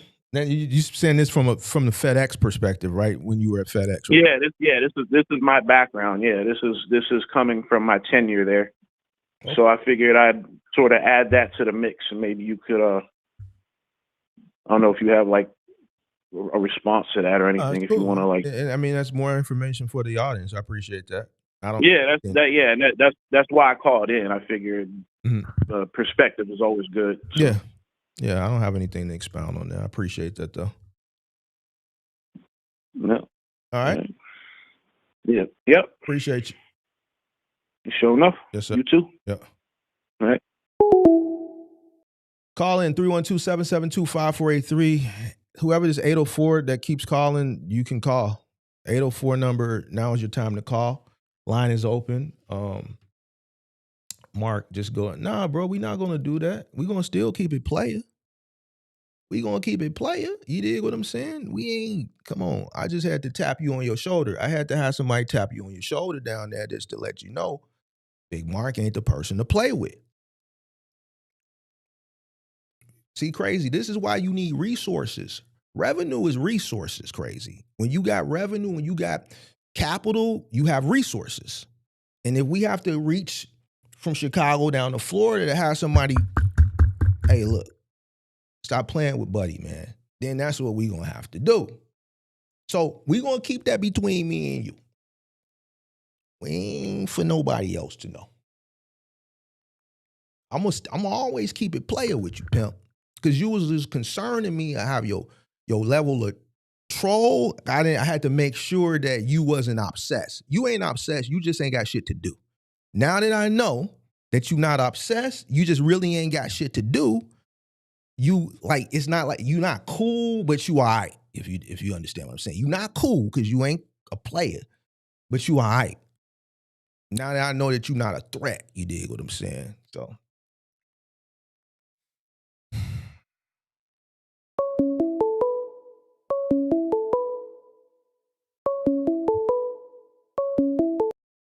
Hello. Hello. Yo, big bro, what's up, man? What up? Who that? It's me, Calvin, man. TX, man. Henry Horner, you know? What's going on? So, no, I had to talk about this whole Roadie UPS thing, man. I ain't going to be on here too long, but, I was letting it be known that I've been on the Roadie for almost a few years now, and the app, I can clearly tell you, down here, the prices really suck down here. I mean, we're talking about less pay, more mileage. So imagine a $36 order and you got to go over 90 miles. And, they don't have like the thing like Amazon Flex where you can go through codes and stuff like that and things of that nature. So, because that back end, this past summer, they was at a decent rate because I was doing Roadie with them because they was delivering USPS because we was delivering mail at the time. And they was giving out like almost over $200 to almost like $100 to $200 a route. You know what I'm saying? All you got to do is like maybe 35 to 70 deliveries. And that was that. But other than that, man, I mean, the Roadie, they just fell down like rapidly. So, I guess changing rules. And then, I'm just now hearing this for the first time about what the union of the UPS had an issue with. Now it's coming to a point where now it's making sense now why Roadie's been acting funny lately.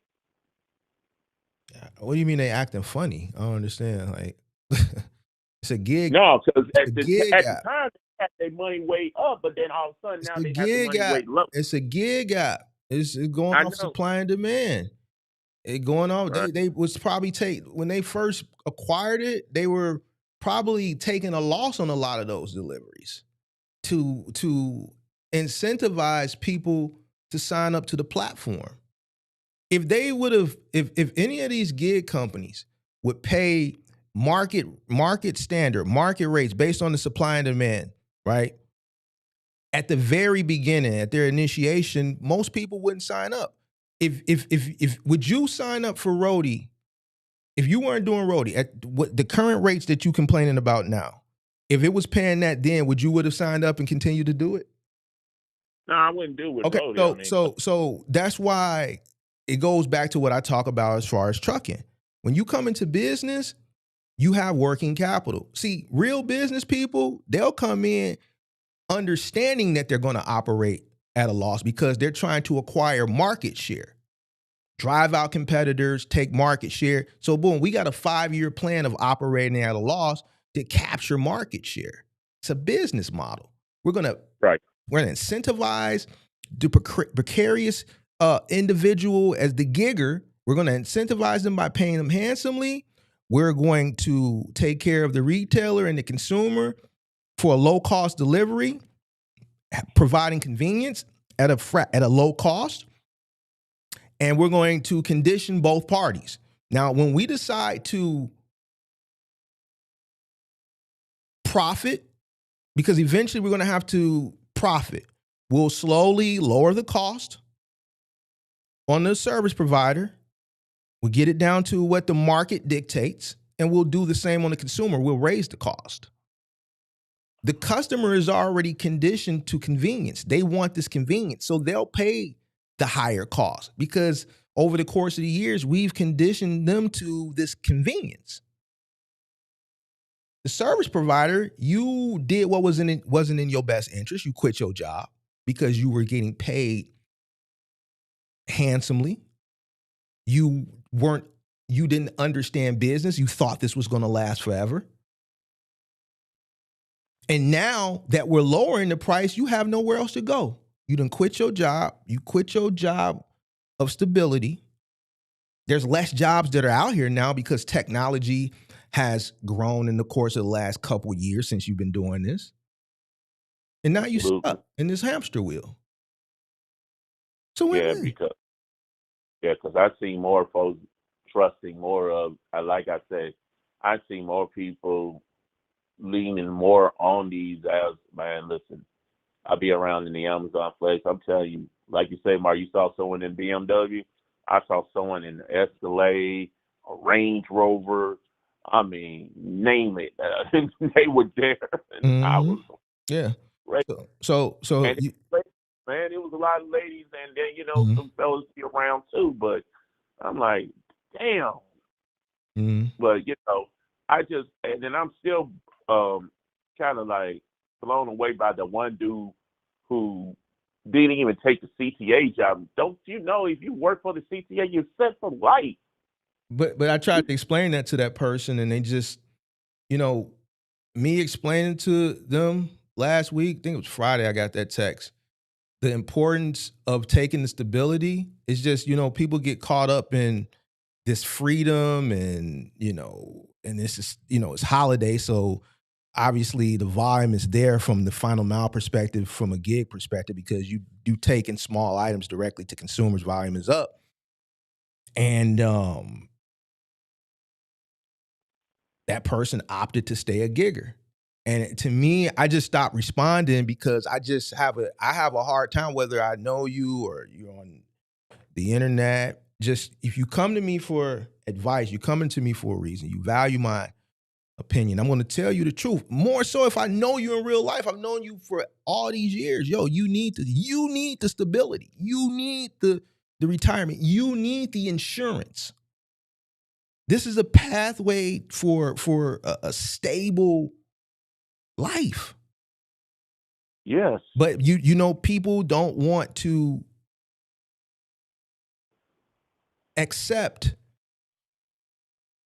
the discipline that comes along with a traditional career, a traditional job. You have to be there when they say be there. You leave when they say leave. But it's a discipline that comes along with that. People don't want that. They still want the freedom to do what they want to do and be fucking miserable. I don't want to hear about. So now this person can't never complain to me about shit no more. I don't want to hear it. I'm not finna be no motherfucking shoulder. Don't ask me for shit. Don't ask me to help, because I'm gonna always revert back to when CTA said, yo, come, we got you. Boom, you passed the drug test. Boom, come hop on this train. Come hop on this bus. When times get tough, I don't want to hear that shit. Because I'm gonna say, yo, you should have went with CTA. I told you this gig shit is to supplement. You should have did that and did this. But the thing with doing that, you know, that takes up 85% of your time. Right. But that's what you need. You need to work your ass off, and you don't have time to do no fuck shit because you too busy working. See, a lot of people do fuck shit, and because they don't have the discipline to understand, I don't need that. Just because I got it in the bank account, I really don't need it, but I'm a bad. And then that happens, and it keeps happening. It keeps happening. What certain people need, they need a job that's going to take a majority of the time because they ain't going to have no time to spend the money. So now you can see the money grow. Right. The CTA, they need you. I bet you a dime and a dozen, big bro. Wait until January and February, man. He's damn sure going to wish he had that CTA job. Now, mind you, big bro, the CTA trade job was my dream job. You know what I'm saying?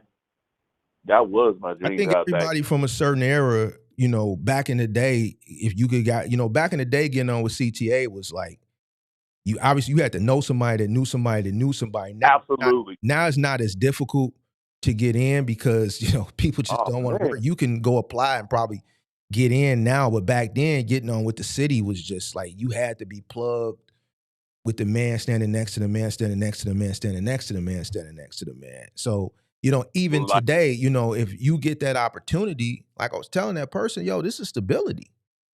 You're gonna take stability, you're gonna walk away from stability and just go with uncertainty, bro. Motherfucker can't tell me nothing after that. I don't want to hear it. I don't want to hear about no complaining. I don't want to hear about shit on the real. Right. So, but it is what it is. It's just people, they just want freedom. They don't want to be disciplined. They don't want to have to sacrifice. And in that situation, it's just really sacrificing time. Motherfuckers just want time to go do dumb shit that's not amounting to nothing. It's costing them money or time so they can scroll. You dig what I'm saying? Yeah. Going somewhere that's providing you with a future, stability, benefits. All of the key components that you need to be able to, you know, sustain in a world that the cost of living is constantly going up. Absolutely. You know what I'm saying? So I don't know, bro. Not everybody can do. I think they get, you know, social media and all the other shit. They're getting caught up by almost all this bullshit and, you know, the circumstances. The shit doesn't make sense. That's what kills me. Like, you think this thing's gonna last your lifetime? Don't you know these give ads can hire you and can fire you in a snap of a fucking finger? I don't think they don't get that understanding.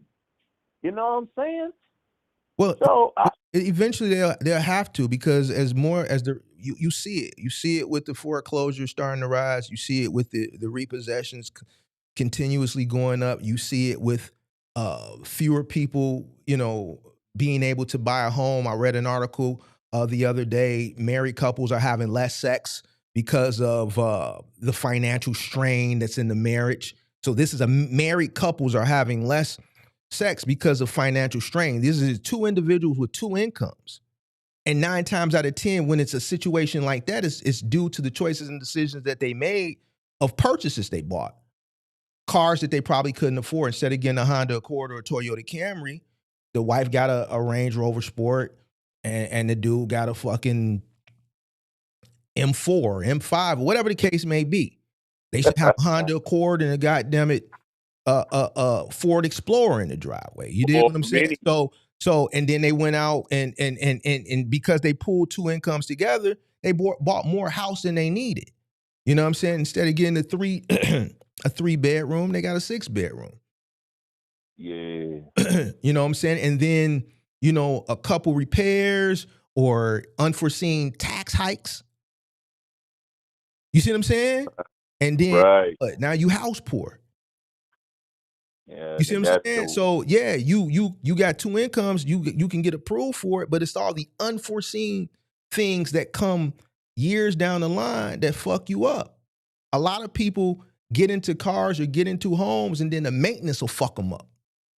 Yeah, it's like a person get into a box truck. They'll get into a box truck, they have no working capital to break down. The maintenance is fucking them up. Yeah, I had shit happen to me in my home this year, and insurance didn't cover. I had to come out of pocket.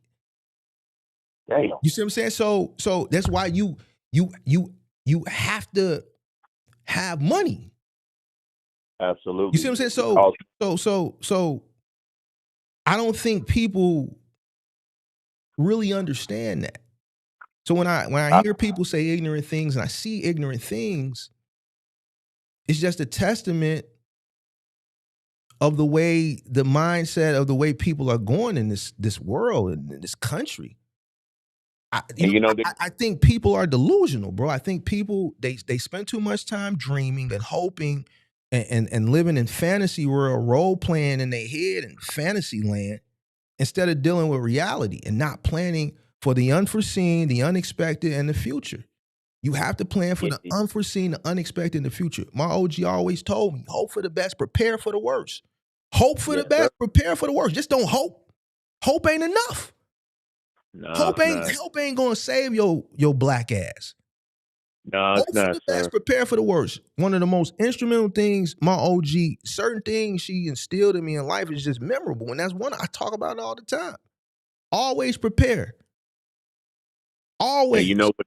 So I just don't understand the mindset of a lot of people. Like the younger, it don't matter young. I see old motherfuckers out here making piss poor ass decisions. I'm like, damn, nigga, don't you want nothing out of life? You don't want nothing? Then motherfuckers say some stupid shit in the fucking chat talking about, motherfucker don't even realize what you saying is ignorant. Fucking real estate, home ownership is one of the gateways to financial freedom. Yes, sir. You see what I'm saying? So it's like, bro, it's the level here. And then you wonder why you fucked up out here in these streets. You wonder why you fucking struggling.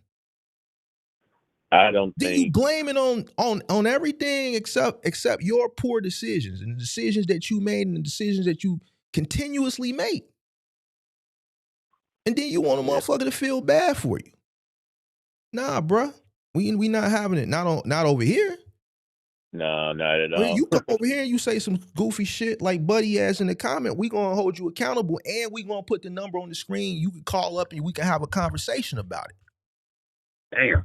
You see what I'm saying? Yeah. So bro, we ain't on no goofy shit over here, boy. Right. You see what I'm saying? Oh, yeah.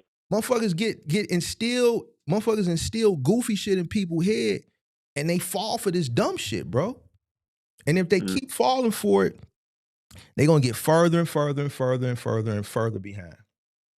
I think, unfortunately, big bro, that's going to happen because until, reality strikes them in the face, it's going to take a turning point moment before they do, before they realize that it's all a big, it was a dream and all that other shit. But I just thought I'd put my thoughts out there, brother. I normally don't talk a lot, but when you talk about the Roadie UPS, that kind of like struck nerves, and I'm like, yeah, I got to speak on it. And let it strike a nerve, bro, because you can't rely on something that's not designed for you to. It's a gig. So I know what you're saying, but when you read the article, I didn't even hear any articles about that. So that's why it kind of caught my attention. Like, because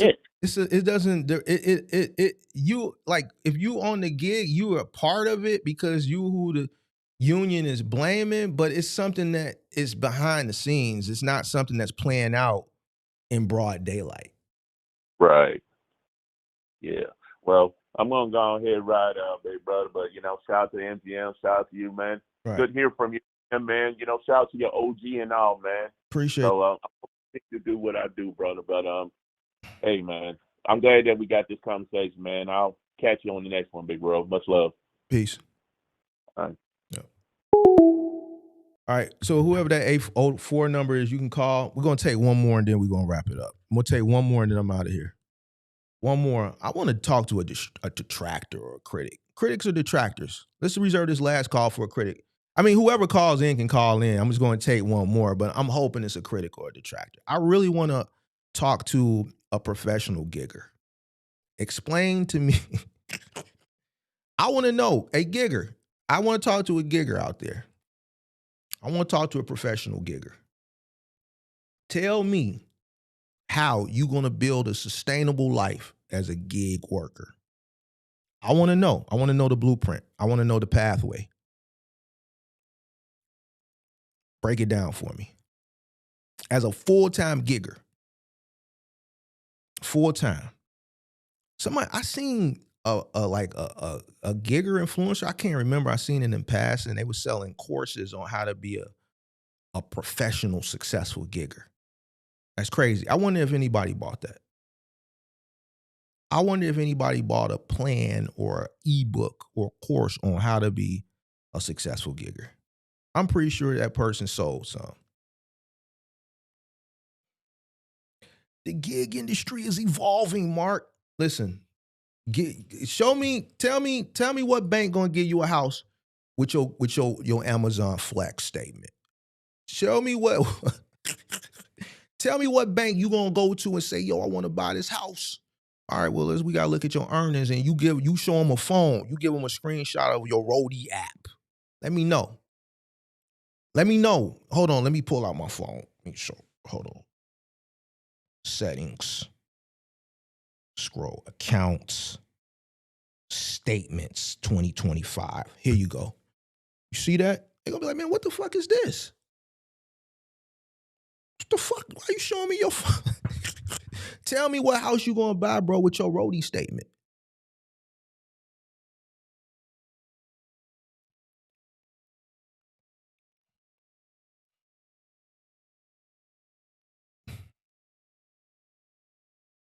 Yeah, it's evolving, all right. More people are transitioning into it because they have to supplement their income because the cost of living is continuously going up. And the more people that do it, the more you're going to have to compete at the rates that they are. Like, bro, what are we talking about? There's no such thing in a gig economy as a cost of living increase. You're an independent contractor. You eat what you kill. And the rates are going to be determined on the supply and the demand. There's no growth. There's no health benefits. So even as an independent contractor, it's your responsibility to pay for your health, to pay for your dental, to pay for your vision. If you have kids, theirs as well. Your future. I don't understand what people don't understand about like the future. Like, you think you're going to be a gigger forever? You think you're going to be a 65, 70-year-old gigger? What about retirement? What margin is in there after you gig all day and you pay whatever you need to pay to live and survive, to put money aside to save, and then put more money aside for the future?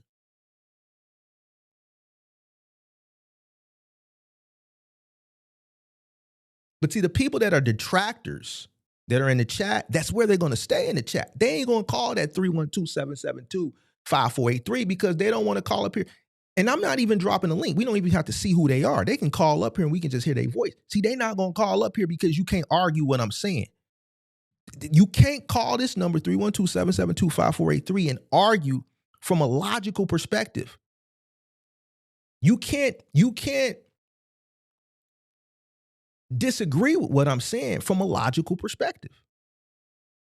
And that's why the detractors are only going to stay in the chat because it's safe in the chat. It's not safe when you get on this line.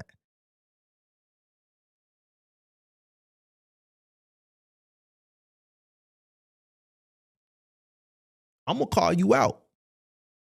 Explain to me. If you want to detract, the line is open. Come up here and explain this shit to me. The line is open. This channel is different. We not like other channels. We invite critics and detractors. Come up here and explain to me, detractor, how.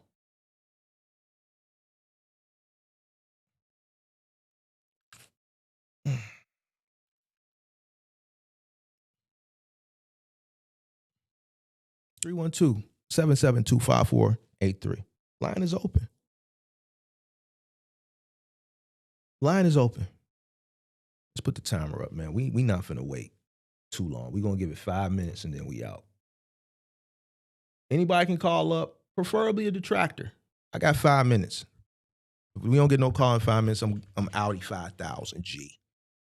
We outie 5,000 G. Yeah. Make sure you hit the like button, subscribe to the channel, turn on post notifications. Best show in this industry by far. We put on the best show day, Monday through Friday. Best show, interactive, engaging, fun. It don't get better than this over here on the Mark the Mentor channel. It don't get no better, I'm telling you. Is the detractor in the chat? He gonna call up?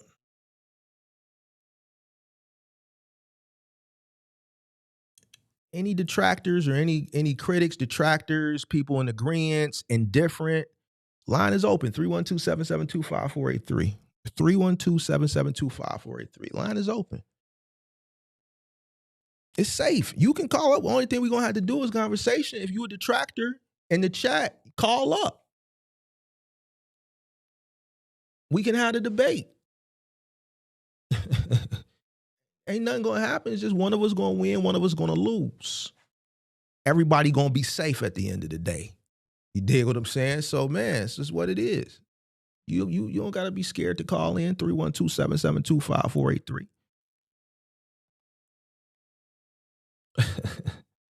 Calvin said he a full-time gigger. Hey.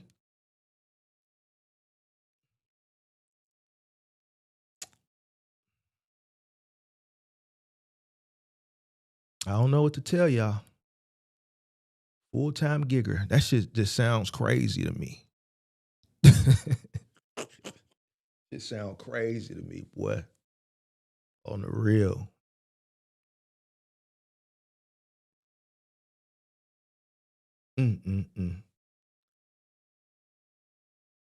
Oh, Jesus Christ.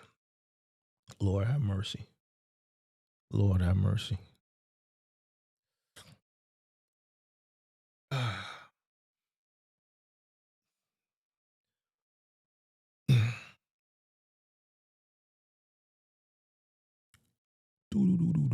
Do.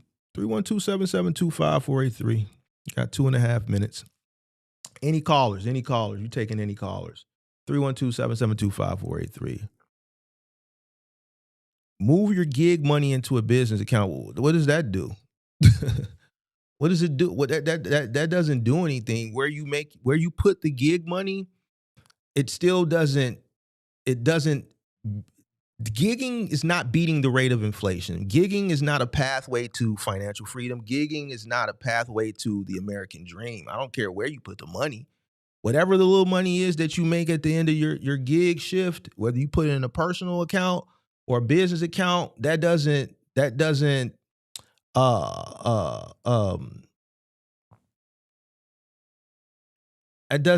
you're not arguing what I'm saying. You're not like, what's the argument? Where you put the money, like, what does that have to do with anything? You're not debating anything that I'm saying as far as, the pathway to financial freedom, to stability. Shit, you can leave the money in Cash App. That don't mean you're not arguing nothing there. Like, if you're going to detract, tell what we want to know is how. Matter of fact, we're going to talk gigging for the rest of the week. Fuck it. We going this gigging week. We're going to deal straight with gigging for the rest of the week.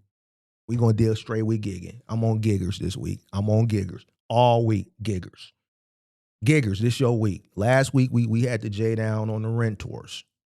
We J'd down on the renters last week, the guys that believe you don't got to pay for the maintenance and things of that nature. This week, we gigging. We on the giggers this week, all right? Explain to me, Calvin, explain to me how you going to buy a house as a full-time gigger. Explain to me how that process would look. Explain to me. Walk me through that. Walk me through that. Take me through that. Take me through that. Ain't that what they say? Take me through that. Take me through that. Yo. What now? Sage. Hello? Hey, it's Sage. I was just got here. I wondered if you could start the show over. Hell no. I'm gonna get out of here. I just got here. I just want to what? I'm gonna get out of here, bro. I got shit to do, bro. I want to be the last call. I wanted to wait till almost the last seconds. Oh. Just so, be that last caller, just so you're like, oh, I know this always happens. So you're not gonna start the show over? Because I just got back. Hell no. You can when I end it, you can watch it from the beginning. Oh God, I was hoping you would do it live for me again. No. The whole thing. Hell no. So, all right. Ain't nobody gonna call up. I don't get no detractors, so I'm just watching. Yeah, I know that. I thought you would get a couple of them because it was coming through the phone. They just like to stay safe, bro. Because you can't. Here's the thing: certain people, they just gonna say things in the chat that they probably really don't mean, or they mean it because it's their situation. Yeah, and they're saying the things that they're saying because of emotion, and they can't really argue the logic. Yeah. So it's like, how do you argue what I'm saying? You can't. So the only thing you can do is just stay in the chat. Because when you come up here, then it's gotta be logical. You gotta be able to argue what I'm saying, and you have to be able to substantiate it with logic. Whatever your argument is, whatever the point that you're arguing, you have to be able to substantiate it with logic. And I just don't see how you can logically argue and create a logical scenario where you can gigging is the gateway and the pathway to a stable, sustainable, comfortable life. Yeah, I don't either. I don't understand that the like I said, a weekend gig, a kid gig, you know what I'm saying? Maybe. But to raise a family and try to establish a baseline of straight, of income that's suitable for even an apartment, is I don't know. I don't know what they're thinking. I don't understand it. Maybe there's something I don't understand, but I don't. The app tells you it's something, even with the UPS thing, it's something for a person who is in the direction already going somewhere. Same thing with Uber used to promote back in the day. They probably still promote it, but it's something to supplement. It's something extra to help out. It's not something that you can't. You understand the way the world works. You know what it takes to be able to sustain, right? Yeah. Yeah. A lot of these guys that I realize that believe this, and I say this all the time, they don't own anything. Mm-hmm. They don't realize that mindset, they'll never own anything. And it's clear they don't own anything, because if they owned anything, they wouldn't be saying this fuck shit. Because if you own anything, you would understand what it takes to maintain shit that you own. And the type of money and revenue and the mindset that you have to have. Yeah. I don't, like I said, I was never an understander of the gigger thing. Like I said, to be completely honest, like I knew a buddy of mine's kid did it. So he'd go to he'd have either morning classes or afternoon class, something like that. And then that off time, he'd gig. Mm-hmm. Okay. That's logical. You know what I'm saying? Mm-hmm. No problem. Mm-hmm. He's in college and doing stuff. But he lived right near an Amazon, right? Like he'd live right near it. So it was no big deal for him. But I don't know. I don't understand. Yeah, I don't get it either, but I don't get it. But we have an interesting week on the channel. We're gonna dive more into this gig thing this week. I haven't done it in probably about 6 months. think the last time I did it was like in the summertime. So it's that time. We gotta. I'd honestly like to hear. I mean, honest, not an argumentative, like not a back, not even a I got you moment. I would honestly like to hear somebody come up and explain it. They can't. What they're just like this like crazy in the chat. He's just gonna keep talking in the chat, but he's not gonna come up and try to explain it because you can't explain it, bro. You can't explain a pathway to freedom, financial freedom, retirement, ownership, home ownership. As a what has to be a mindset behind it though? Like there has to be something they believe, right? Or am I crazy? Am I crazy? Mm-hmm. Like there has to be something that they believe is day two, right? Or are they just are they one day at a time situation here? They have a minimalist mindset. They don't want shit. You can't want shit and think from like I heard a gigger say, yo, as long as I make $200, I just get to that 200. Like, bro, what the fuck? 200? That's dinner, bro. Like, what are we talking about, bro? That's dinner. That's dinner like off of Uber Eats, bro. Some of my Uber Eats bills be like $180, bro. Like, what are we talking? Like, that's dinner, bro. Like $200. That's it. That's where you at with it. That's all. It's more time in the day. Yeah, but I hope somebody this week at least calls, even if it's just to say, hey, this is my thought process, and let me right or wrong. They can't. This is my process. They can't, and that's they can't because how? I don't know. That's why I want to know. There's no way, bro. You hear more giggers complaining. They're complaining because they don't understand the business. They don't understand the business model. They don't understand the business model of gigging. They don't understand the platform. They don't understand the technology behind it. They don't understand the logistics behind it. They don't understand supply and demand. They don't understand it. They don't understand the costs that are associated with them being an independent contractor doing the gigging. Yeah, but I'm a woman. They don't understand. They don't understand that most of them are just really exchanging that same liquidity day in and day out. Yeah. They're just going to pay something. There's no growth. How? It's not stable. It's not consistent. It's not stable. It's not consistent. So far, the gigger concept and the I am a woman, so I should be getting stuff is my favorite show so far. Just so you know. From the new shows thing, the I'm the woman girl for that was calling for her job. And he just proved what I'm saying. They just that instant liquidity. It's just instant. That's it. Right there. Yeah. It's instant. See, that's the mindset that I'm talking about. They prove it all the time. Well, then call up. Gigger, call up. Well, maybe not today because you're not going to start. No, somebody's calling now. Let me see if this is the detractor. Hold on. Hello? Hello?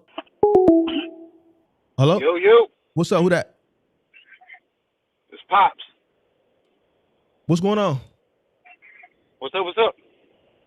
What's up? You got something to debate or I don't want to talk about Trump. No. Nah, I'll talk about the topic at hand. I mean, again, man, I feel like you don't understand the space because I mean, the way that you started on Craigslist, right? Craigslist is how you started off in the pickup truck. Yeah, and that was supplemental. So I feel like it was supplemental. Right, but it helped you grow into you were able to purchase the trucks and started to grow from there, right? Absolutely. So why wouldn't I feel like the gig apps are just like a updated version of Craigslist. I feel like why couldn't someone just do the same exact thing you did? Why can't they use this? Like, because I mean, we do Amazon, Relay, and we have Thumbtack. I mean, those are basically apps, and then we get our moves from our realtors. So we supplement our day to day with apps. Like that's what everyone is doing now. I mean, the food stuff probably not. You just used the key word. You're supplementing. I'm targeting this to the individuals who utilize the gig platforms as their career. See, you're supplementing. There's guys out here. I've seen YouTubers out here. There's guys out here that go do roadie to like put food on the table, pay their bills, and they swear by it, but then they complain about it, and then they don't understand that it's not a job, it's not a career, it's something that you're supposed to utilize to supplement something else. The reason why they're complaining is because it's not designed for you to. It's not designed to help you build a stable, sustainable life. It's designed to add on. I work a job, I have a career. I'm a full-time UPS driver, let's say, and then on the side, I do a few gigs for 4 hours because I'm trying to this helps me put little Timmy through college. Not, yo, I got a wife, I got kids, or I got a baby mama, kids, and I'm hustling all day, doing DoorDash, Uber Eats, Roadie, trying to keep up with the rate of inflation and the cost of living. And I can't, and they don't understand why they can't, because it's not designed to do that. That's why I don't think job it's not and career designed. gives you a cost of living increase. Gigs don't. Right. Right. Well, I think it comes down to strategy, because just like a couple of months ago, you had Cars and Cribs on, and I don't know what happened, but after he got off of your show, he quit doing gig apps, and he just posted a few videos like he's broke. He ain't making nothing off of stocks. He ain't doing nothing like that. How do you so know? I feel like it can. You don't know he's broke. He said he's broke. When He said he spent his last like 2 months ago, like two or 3 weeks ago. He posted that all his money's gone. His savings is gone. He's gonna have to get back into the gig app and stuff like that. But I feel like it's not. Because it is inconsistent, you're right. You can't sit there for 12 hours and say, I'm going to take care of it. But if you're on multiple apps, if you're on multiple platforms, if you're only going out at the most desirable times, if you're doing the night rush, or if you're doing the early morning mail, or if you're doing pharmacy runs and stuff like that, I feel like if you're strategic enough, it's extremely viable. Now, you're going to get into the issue with benefits and stuff like that. Yes. But I feel like it is something that can be a stepping stone. It's not going to make you rich, but I feel like if you're strategic, if you're smart, if you're on multiple platforms, you can't just be on one. The way that it used to be is you could just have Roadie and you'd be straight. You could make a couple hundred a day. Now you need to have Roadie, you need to have Thumbtack, you need to have all these apps open at the same time, and you need to also be strategic with your times. If you're just going out there, I'm getting up at 6 in the morning and I'm going to come home at 12 at night, you're going to waste a lot of time and not be profitable. But if you're only going out for 2 hours in the morning, 2 hours in the afternoon, and then you do 6 hours at night, you can make $35, $40, $50 an hour easily on apps. So you telling me you can consistently be a gigger day in and day out and provide a comfortable living, or that'll provide a comfortable living. Now, and I'm not saying we talking real, because a lot of these guys, I come to find out, they gigging, but they baby mama is on the EBT. See, that don't count. We talking about real, like the real world, not people that subsidize. We don't want no Section 8. We don't want no motherfucking EBT. We talking about no help, no government help. We talking about off the muscle, 100% off the muscle.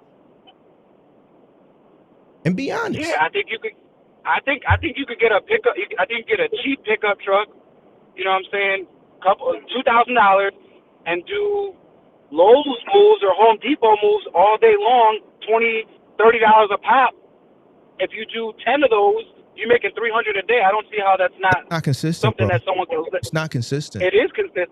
But, it is consistent okay, if you know how to. If you know how to. It's the same thing as being a. You know what I'm saying? It's the same thing as being a business owner, where you have to, schedule out your guys for the week. You got to, budget your hours and stuff like that. You can't just go out there willy-nilly. If you're out there and you're strategic, absolutely, man, you can make tons of money. So $300 pop a day, that's enough money for 4 people. 2 kids, husband, wife, in today's economy. No government help, no Section 8, no EBT. We talking about rent, right? We talking about clothes. We talking about food. We talking about school cost, and everything that cars, insurance. Now remember, you a gigger now, so we keeping it a buck. We not cutting no corners. We talking about health insurance. We talking about dental. You got kids, they got to get their teeth clean. You got to get your teeth clean. You got health, dental, vision.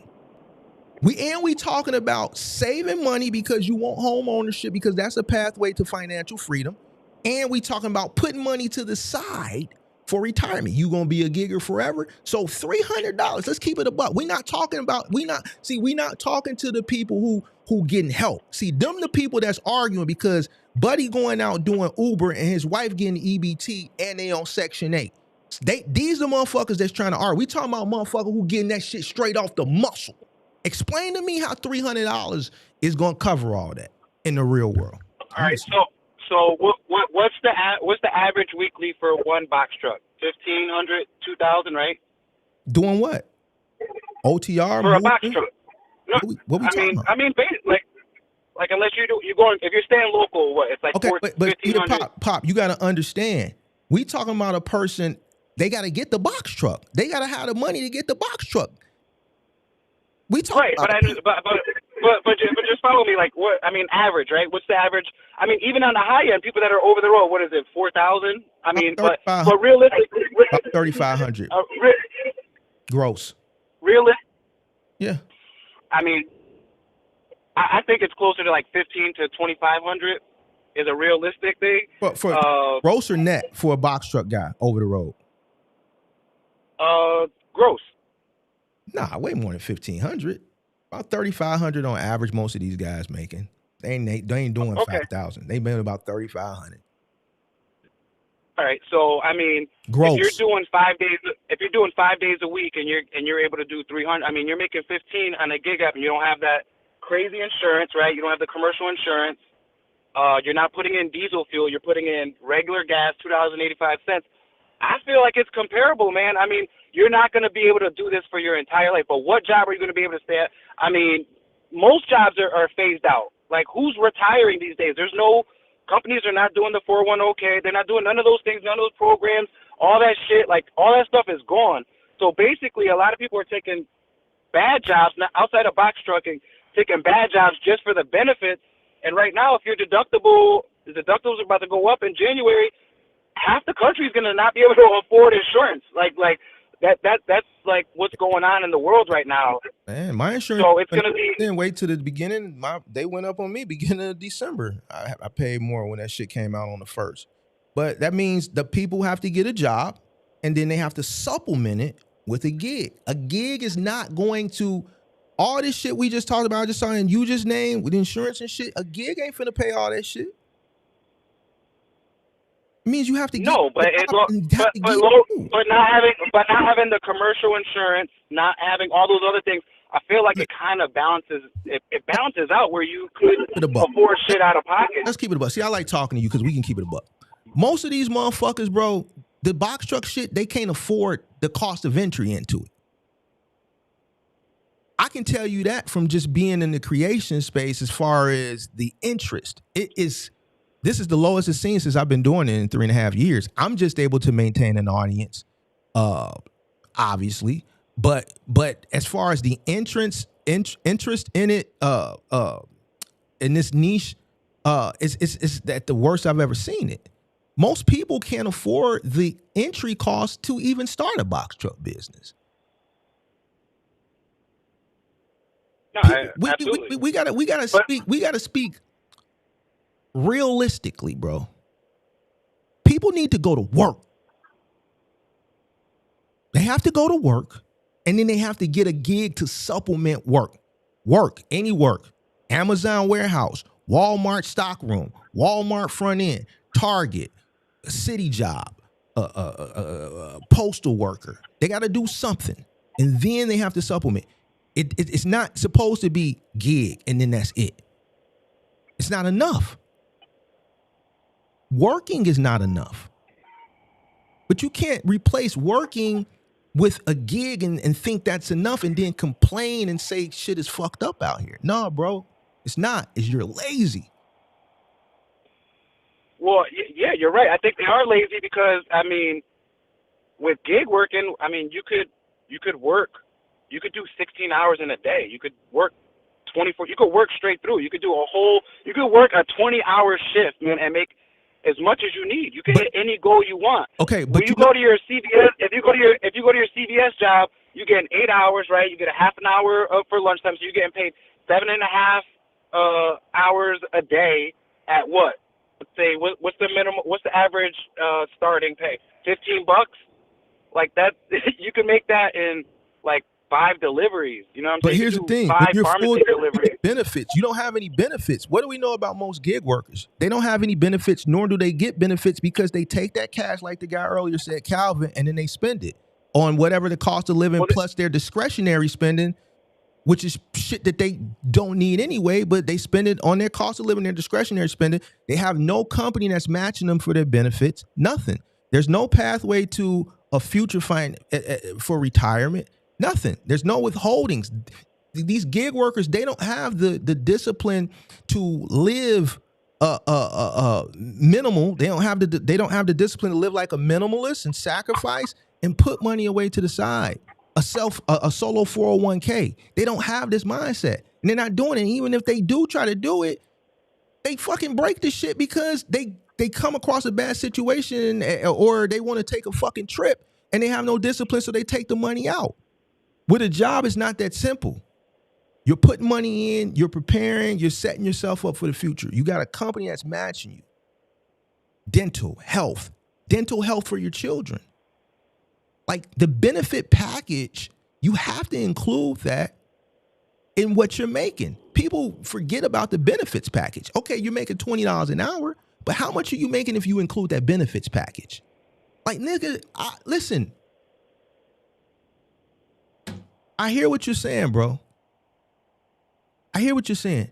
But if you look at the amount of people that are out here gigging on the internet, the influencer giggers, the people out here in the real world, the people that are full-time giggers in the chat, I've talked to you many times. We disagree on political shit right now, but I think you got common sense, bro. You know, Pop, a full-time gigger cannot sustain in the real world just off being a gigger alone. You know that, right? I mean, I disagree. I feel like it's the same as it's the same as a job. Maybe it's because you live in Maine or something. I don't know. You live in somewhere where the cost of living is low. It's just not happening here, bro. It's not. You think a person in New York can be a full-time gigger and sustain and be able to build a comfortable life, start as a gigger, and they're just throughout their gigging journey, they'll eventually be able to buy a home and raise a family and maintain the home and maintain the cost of living and just be a gigger. Do you think that? Do you think a person from New York can be a professional gigger and build? No, I don't think they could. Okay. I don't think it's sustainable long term, but I think it could get you to same place as an entry level job could. I think you could get just as far as with saving on a gig app as opposed to working at McDonald's or a retail job. Okay. I feel like it's the same, excluding the insurance. But with insurance going up, like what's the average insurance going to cost a family of 4 in the next couple of weeks? It's going to be unobtainable for like 42 million Americans. Like, so I feel like for the time being, until they resolve, the whole shit with insurance and Medicaid and all that shit, until they resolve it, to me, like you're gonna have to. I feel like it'd be smart to go without and just stack up as much as you can until they fix it. Until they come up with a better, without getting political, because I'm gonna keep it on task. Until they come up with a better plan for insurance and stuff like that, it's not something that a lot of families are not going to be able to afford, and they're just going to drop it. People are not going to have insurance. I think with that, go ahead. What would be like if you could look it up? What would be you said ours went up too. Mm-hmm. Ours only went up like $400. Mm-hmm. But my cousin, his went up, $5,000. Like, you know what I'm saying? And he's like, I can't afford insurance.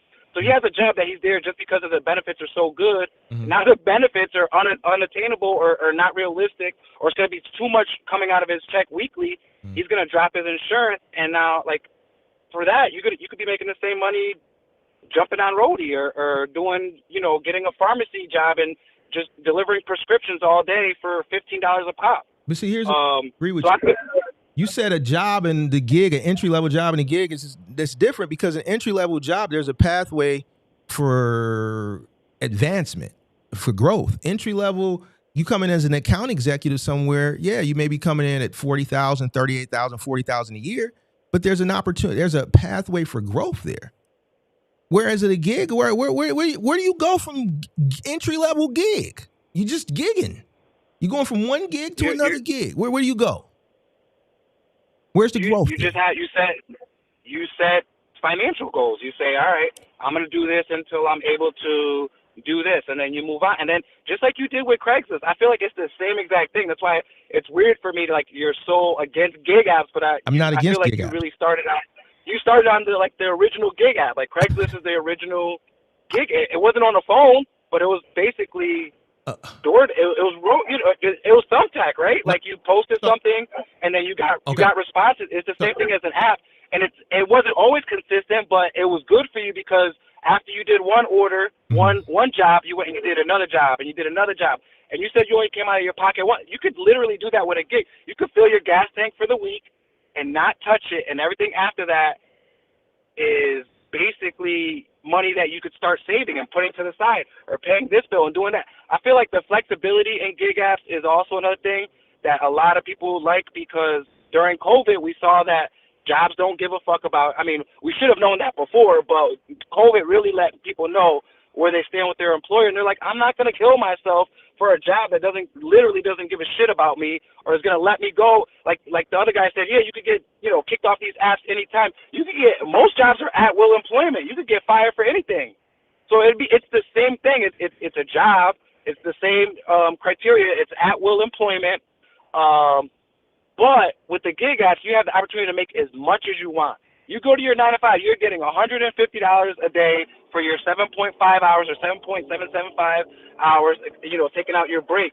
I feel like the flexibility, also the independence that people get, like when you're in a truck, man, you like, I'm by myself. After you pick it up from the warehouse, you're on your own. You don't got to talk to nobody. You could listen to whatever you want to listen to. You could go stop and get something to eat wherever you want to sleep. Like that flexibility is liberating to a lot of people right now after COVID, after being locked down and saying you got to go here or you got to work from home or you got to wear a mask when you come into. People crave that, even if it's not real, right? That illusion of freedom, right? Like I get to start my day when I want to start my day. I get to end my day when I want to end my day. I get to make as much as I want or as little as I want today. You know what I'm saying? So it's not going to make complaining. I don't see giggers running up a bag. I don't see giggers out here talking about, man, just bought my first house off the gig. I never seen that before. I haven't seen it, bro. I haven't seen anybody. I haven't seen. I've never running up this. I've never seen a McDonald's manager say, I just bought this house after working 20 years at McDonald's, working my way up from a line cook to a manager, making a whopping $4 more an hour for this position. It's not home ownership is like at the work, like, what is it? The average age is 34 years old now for a first time home buyer. So I know that it used to be the American dream, but I don't know if it is anymore. And for a lot, Gen X, for the new kids, I've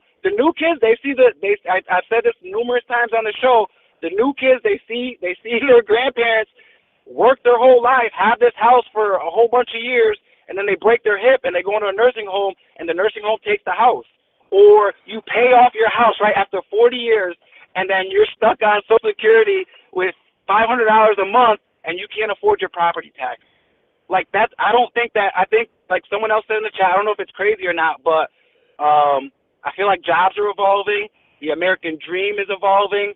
The American mind is evolving, whereas I don't need to stay at this job for 20 years and, get a retirement. I could do other things. So I feel like it is comparable to a regular job excluding the insurance, but with what's going on with Medicare and all that, I feel like it kind of washes it out, and it makes it almost a desirable job. Like when all those federal workers were getting fired, they were all going to gig apps. They were all flooding gig apps. You know what I'm saying? All of them. I mean, and most of them have like a waiting list type of thing. So if your area is oversaturated, they're not going to let any more drivers. But they started jumping on DoorDash and doing all this crazy shit. But then they got their jobs back, and they go back just like any job. There's ebb and flows. It's going to be busy. Sometimes it's going to be slow. If you don't make your money that you make on a Friday, you could go out on a weekend and make $1,000 doing gig apps. You have your scheduled hours at your job. You're going to make what is set out, or, you know, whatever your salary is for those days. You don't have that opportunity to make more. And I think it's a good stepping stone to save. Now, like you said, you're not going to be able to go to a bank and get a house loan with your gig statements and stuff like that. But I think it could put you in a position where you save something up, and then you get a little. You could get a little office job for a couple of years, and then use that as your reference and have that down payment from the gig money. I mean, it's a hustle. It's a side hustle that you can make. There you go. You can make it a full-time thing if you want to work hard enough, and if you're on enough. You can't be on one platform, Mark. It's not like that. It's like you got to be like we got all me and my two drivers all have Roadie. We use Amazon in the morning, so we're done by our Amazon runs are done by 8 o'clock. We're back at the lot by 9 o'clock. Now, if they have Roadie routes, or we could book out Roadie, we could make another $500 in 2 hours with all three trucks grabbing Roadie orders. And then whatever they make off the Roadie, that's your bonus. Y'all keep that. And then when we do the moves, that's what's paying the bills and everything like that. So it's a and I let two of my drivers are able to. They take the trucks home sometimes, and they're like, "Yo, after we do Amazon, I'm gonna go bop bop bop bop bop bop." They show me this stuff, and it's like, it's cream, yo. It's easy. It's easy money. It's easy money. I'm done every single day working by 3 p.m. 3:30 p.m. I'm done. And I covered all the expenses for the company. We've done the side stuff. All the trucks are back. Everything's checked. All the fuel. We got the def and everything. Like, everything's set by 3:30. You're done. But if we wanted to, we could keep going. We could keep going till 10:30 at night and make more and more and more. And that's what happens when you get the trucks, right? So like you said, you have to get to the position to buy those trucks and do this stuff. But I think it would be harder to have a 9-to-5 job and trying to save up for a truck as opposed to being able to jump on a gig, and you can make as much as you want in a weekend, man. It's not dead. It's not like that. A person if you have gigs on the side can save up for a truck easy. The person who works a 9-to-5 job, it may be hard because they have their cost of living, but that's what the gig is for. It's a supplement. You're arguing from the perspective of a person who's supplementing. You're not arguing from the perspective of the person like Crazy and these people in the chat like Calvin, who are full-time giggers and are standing on the full-time. Like, they don't understand what I'm trying to explain. You're trying to compare apples and oranges. Craigslist in 2010, from where I was at, was a supplemental thing. I was trying to, well, first of all, it was a back against the wall situation, right? It wasn't a person who had a wife and 2 kids and was trying and had growing kids. And I'm a man, and I'm doing this on the side instead of taking my ass down to the city of Chicago or taking my ass to Walmart or Target or somewhere and getting some type of form of stable job that's going to provide me with some type of job security and benefit so that I can send my kids to the damn doctor so they can get their shots so they can go to school. I'm thinking at that point, that's how a person who has those responsibilities. I didn't have those responsibilities. So once I figured out, I can turn this into a business, I worked very hard. The first investment that I made, I said it the other day, was a health insurance. I've had the same policy since then. Okay? So it's different. It wasn't a gig. A person like some of these people in the chat, some of these people that you see online, some of these people that's out in the real world that think and continuously think that, like, how long are you going to go being a gigger and trying to maintain the cost of living? Okay, where do you, in your mindset, like, this can't be forever? Like you don't want to get health insurance? You don't want to get your teeth cleaned? You don't want to take your kids to the doctor? What are we talking about here? You don't want to eventually like get a yard so your kids can run and play safe, so you don't have to take them to the park where they can get hit by fucking straight bullets and shit. You want a yard where you could put a hoop up in the backyard and they can play with the dog with a white picket fence? Understanding that home ownership is one of the gateways to financial freedom because you can leverage it. What are we talking about, bro? You can't acquire these things doing something that was designed to supplement something else. You got these guys that was doing Roadie, that was making all this money. Now the rates are low. That people that was doing Amazon, the Uber drivers, the Lyft drivers, everybody's complaining about the rates. And the rates are going to continue to go down. The more people have to go into these platforms to supplement their jobs and their careers, the more supply it is. You think the gig apps care about oversupply? No, the only thing they care about is turnaround time. Listen, we need more people because we're not interested in all these orders still sitting here so you can go deliver these orders and these orders will be here back. So now it's volume for you. No, we're going to drop a bunch of orders and we need everybody to come take this shit at all in one time and there's nothing left. Now you got to sit around and wait. We trying to get turnaround time reduced. The more people, the lower, the smaller, the shorter the turnaround time. The gig guys don't care about you, and they want you to remain ignorant. This is like, come on, Pop, bro. What are we talking about here, bro? Ain't no such thing as freedom in a gig app. The only freedom is the freedom that you got to come and go. And that's what's fucking people up because they don't have discipline. Oh, man, I know I need to get up and go do Roadie in the morning, but fuck it, man. I'll just go do it later on. Well, fuck it. I'm tired now, man. I done ate. I got the itis. Fuck it. I got a bill coming. My cell phone bill don't come out till Friday. Fuck it. I'm just going to go do it tomorrow. But a motherfucker who got a job, man, you got to be here at 9. They're going to be there at 9 because if they not there at 9, there's going to be repercussions if they punch in at 9:07. They're going to be late. They're going to get their ass written up. So at the end of the day, it's the same situation except a job provides you stability. You get a job, you work on a job, you get a cost of living increase, you make more money, you go out and you buy a house. You have a W-2, you have taxes, you have your paychecks that you show, I can afford this $175,000 home. They give you a home. Now you have a commitment. Now you have responsibilities that has to force you to keep working to pay this home. You got these kids. Your kids, he hoop. You want to put them in AAU. You want to put this kid in karate. You got responsibilities that forces you to keep working. It's the same thing with a fucking gig app, except you don't have this stability. A gig app is a hamster wheel. Yeah, go out and buy the house. You work for me, I'm paying you $80, $90, $100,000. Yeah, go buy the house. You know why? Because now I know you're going to bring your punk ass to work every day because you got to make this house note. Except the likelihood of you being able to go out and buy that home is higher with a job or a career than it is with a gig. I haven't seen one gig person that's an influencer say, I just bought a house off the gig. I bought it off the Amazon Flex. I bought this house off the Roadie. I haven't seen it. I'm still waiting. No. Most of the motherfuckers you see ain't even to that point yet. For me to buy my condo, I had to use my post office job before I was working on the truck. We weren't making any money. So you're right, and I agree. With the home ownership, no bank is going to give you nothing with no legitimate, employment history and taxes and all that stuff like that. Absolutely. So I agree on that front. I just feel like if you're not looking to buy a house right now, right? Let's take the house out, and let's say you're a single person or you got 1 or 2 kids.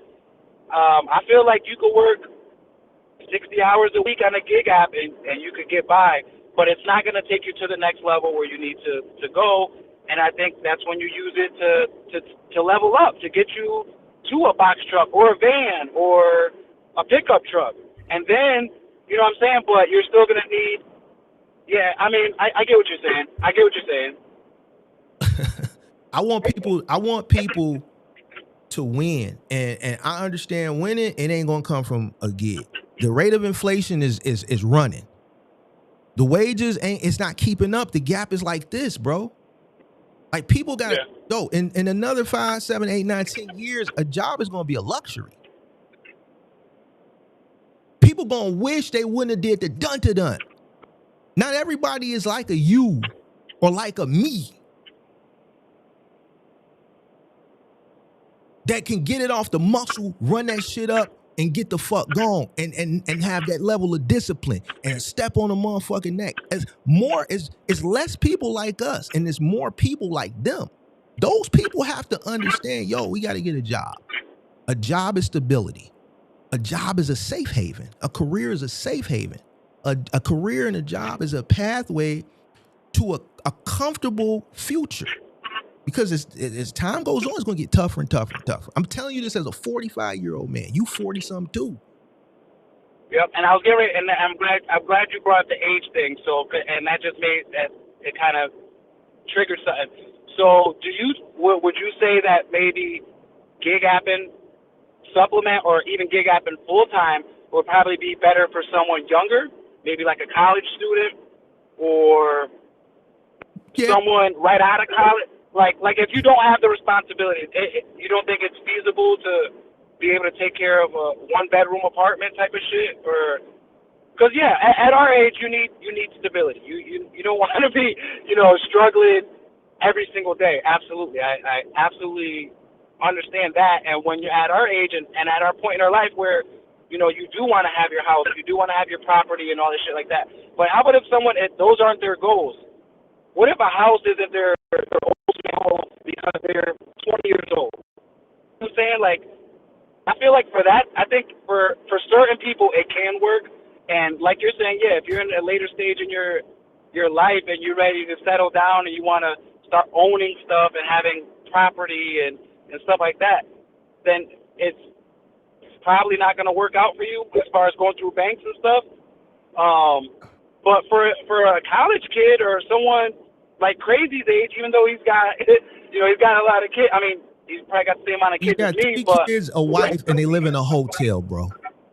Like, come on, man. I mean, like, come on, bro. We not honoring that, bro. I'm not honoring no man that ain't doing what they supposed to be doing. That's willing to be that comfortable that they're just gonna go out and not listen. That motherfucker should have bags as big as motherfucking garbage bags under his eyes. That motherfucker should never be home. That motherfucker should have a job, another job, and do gigs. I'm not honoring that, bro. I'm not honoring no man that got that many kids that if you fucking, then nigga, you need to work. Period. If you fucking and you steady popping out kids, nigga, you need to go work, nigga. Period. I'm not trying to hear none of that. Think I'm gonna let my kids live in a motherfucking hotel room? Nigga, I'm taking everything, nigga. What is we talking about, man? No, I'm not honoring it, bro. I'm not honoring it, bro. I can't. Crazy don't got no motion over here on this channel. He's just a troll who's poor and gonna continue to stay poor because he's a poor mentality. I think it's unfair because most of the people on your channel, most of you, me, all of us have worked our whole lives, and now we're business owners and stuff like that. And he's 25 years old, and he's figuring out life. I feel like it's kind of ridiculous. Crazy's to hold 40, him to bro. the He's same. 40. He's 40, bro. He's 40? Yes. Okay. I thought he was 25. I thought he said he was 25. 40. Okay. Man. He's All not right. 25. Different thing. All right. I thought he was a kid. I thought he was 25 years old. Oh man, bro. He might be 41. Right, well, he might have had a birthday. So. All right. I mean, I feel like after once you're your 30s and stuff like that, then you gotta get serious and start thinking long term. Owning property is the best, is the best bet. But the way that the housing market is right now, the way that insurance is right now, it's not going to be obtainable for people for the next couple of years until they resolve it.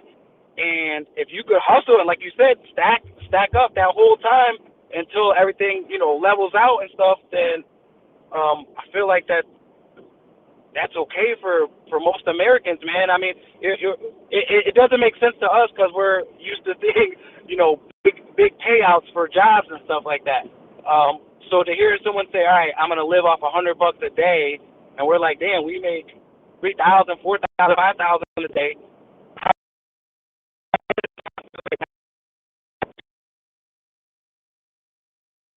Yeah, but see, the guys like him will never see that type of money because they don't want to work. See, that's why I'm saying like guys like us are different. We willing to go sacrifice. We'll sacrifice we're real men. We'll take our bodies through a taxing day. We'll take our bodies through a taxing day for a bigger payout because we're real men. I can't honor a person who's not willing to go above and beyond, especially when they bring kids into this world. Nah, man, we ain't honoring that. You got niggas out here that ain't even got the responsibilities that the motherfuckers out here got way more responsibilities. Human responsibilities ain't really put in this work because they lazy. They want to go sit and go get food and shit like that. Get the fuck up out of here, man. I'm not honoring it, bro. I don't know where. Not talking to Pop because I know his phone. I'm just saying in general, like anybody that think, oh, I'm just gonna go pick up some food and drop. Man, get the fuck up out of here, bro. I want to hear that shit. Especially, I'm talking in that situation, like when you got like real responsibilities, and you just accepting that shit, accepting that minimal shit. Man, please, bro. I'm not honoring it, man. We going this gig week, bro. We on that this week. We on that with the giggers. We on that with the giggers this week. You dig? I'm on that this week. Yes, sir. Damn, pissed me off. You done pissed me off. You should have left me alone. You dig? All right, who was this? 9-5. Who was this? Who we just talked to? We talked to, he lost. Somebody called 959. I'm going to give you a minute to call up, and then I got to go, pimp. I got to get y'all. I agree with Mark. Most people should not gig full-time or gig supplemental. Yeah, you saying that because you don't want the supply. Yeah, I understand. But here's the thing, boy. Let me know when you get a house. Let me know when you get a house.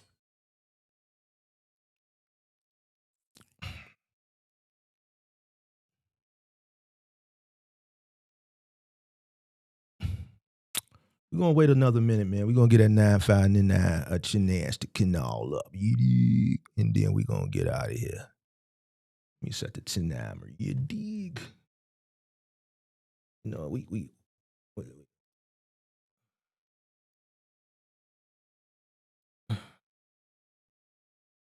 I can get a house for $9K by the, man, listen, yeah, down in Venezuela. You ain't getting it up here for that. You ain't getting it up in the land. You ain't getting it up here for that. Nah, he ain't. He a troll, but like the shit he trolling, he really, that's him for real. Like he really living like that. He living like a Viking for real. So he ain't a troll that's just trolling that's like in a house, got 2-3 cars and acting like he's really living that. We seen him multiple times. He's called in the hotel room. He's called in his car with his family while and you hear the little, what's the little DoorDash? The little, how they make the noise? I don't have the noise, but whatever the little chime is, the orders coming in the background. He got the whole family sitting in there and shit. They waiting on the little DoorDash orders to come in. Hey, you should have took it. You should have took it when he offered it to you. You should have took it. I know why you didn't take it, pimp. I know why you didn't take it, because you don't want to really put in that work. Whatever that business was, it required work, and you didn't want to do it. You didn't want to do it. You did. Nah, he didn't change his name. I think Pippi blocked him a couple times. So, he keep creating channels, keep creating Gmails, and I get a notification when it's him. We got him triangulated. We know it's him. So that's how I be knowing. You know what I'm saying? We got the other page up out of here the other day, yesterday, I think it was. So he back on this page. You dig? So it is what it is. But anyway, man, he really living. He thugging like that. He really thugging out the hotel on the DoorDash. He like one of them motherfuckers. How did this motherfucker even find my channel? I think it was either one of them. It probably was one of them Dante London reactions that I was doing at that time. I think that's how crazy came across my channel, because I think he comments I think I got a notification of him commenting. I get a notification on all the channels he comment on. And he comment a lot on Dante's shit. So I think that's how he came to find my channel, because I was reacting to that, and I just think he's a person that kind of sides with that.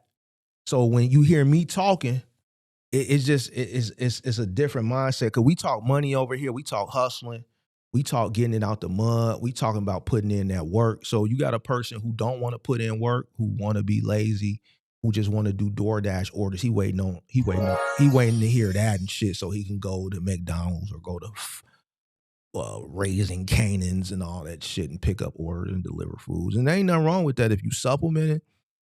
But when he come over here, he hear us talking about that big money shit. We talking about big money shit. We talking about investments. We talking about running up a bag with the moving, $4,000, $5,000, $6,000 day type shit. We talking about home ownership. We talking about buying and acquiring companies, acquisitions, and just big money shit. You know what I'm saying? A pathway to financial freedom, comfortability, comfortable. Like, it's different when you wake up comfortable versus when you wake up stressed. Like the wake up on the comfortability act versus the wake up on the stress act is a different type of wake up. It's like when I wake up, I be like, oh man, Joe, thank you God for another day. I just lay there for a little minute too. You know, I get myself together. I might doze back off for a minute. You know, I just lay there for a second. Ooh, them sheets be fresh. You know, they smell really fresh, and them thread counts just be counting and shit. And then I get up and then I decide. First, I check the money. You dig what I'm saying? And then we just laissez-faire with it. But when you wake up like crazy and you stressed out, y'all all together in that one room, you got your queen, and then you got the kids over here on the queen, side by side, double queen joint. You dig what I'm saying? And all those thoughts going through your head are like, because he in the chat saying this shit now, but we really know he just be like, man, Joe, I wish I wasn't so lazy. I wish I had the ambition to really do what I'm supposed to do.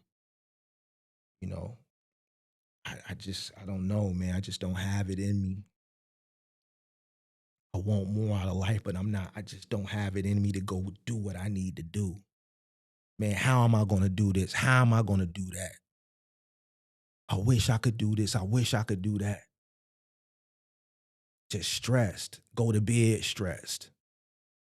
That's why these motherfuckers be looking old, bro. That's why they be looking old. They be like, Mark, you 45 now? Yeah, I'm 45 now, pimp.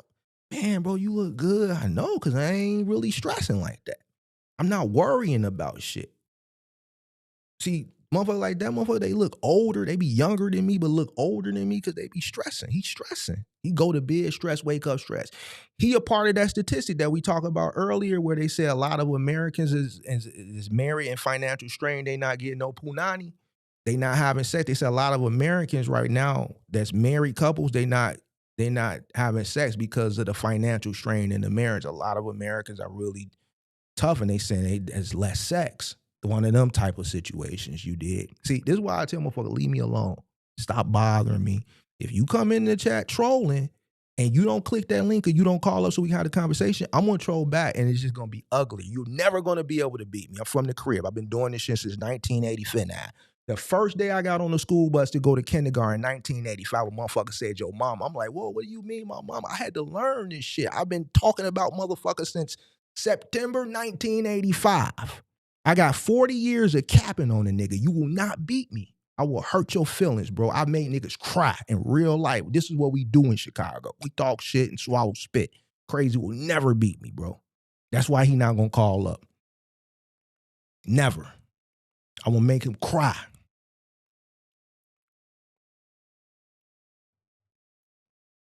I'm out.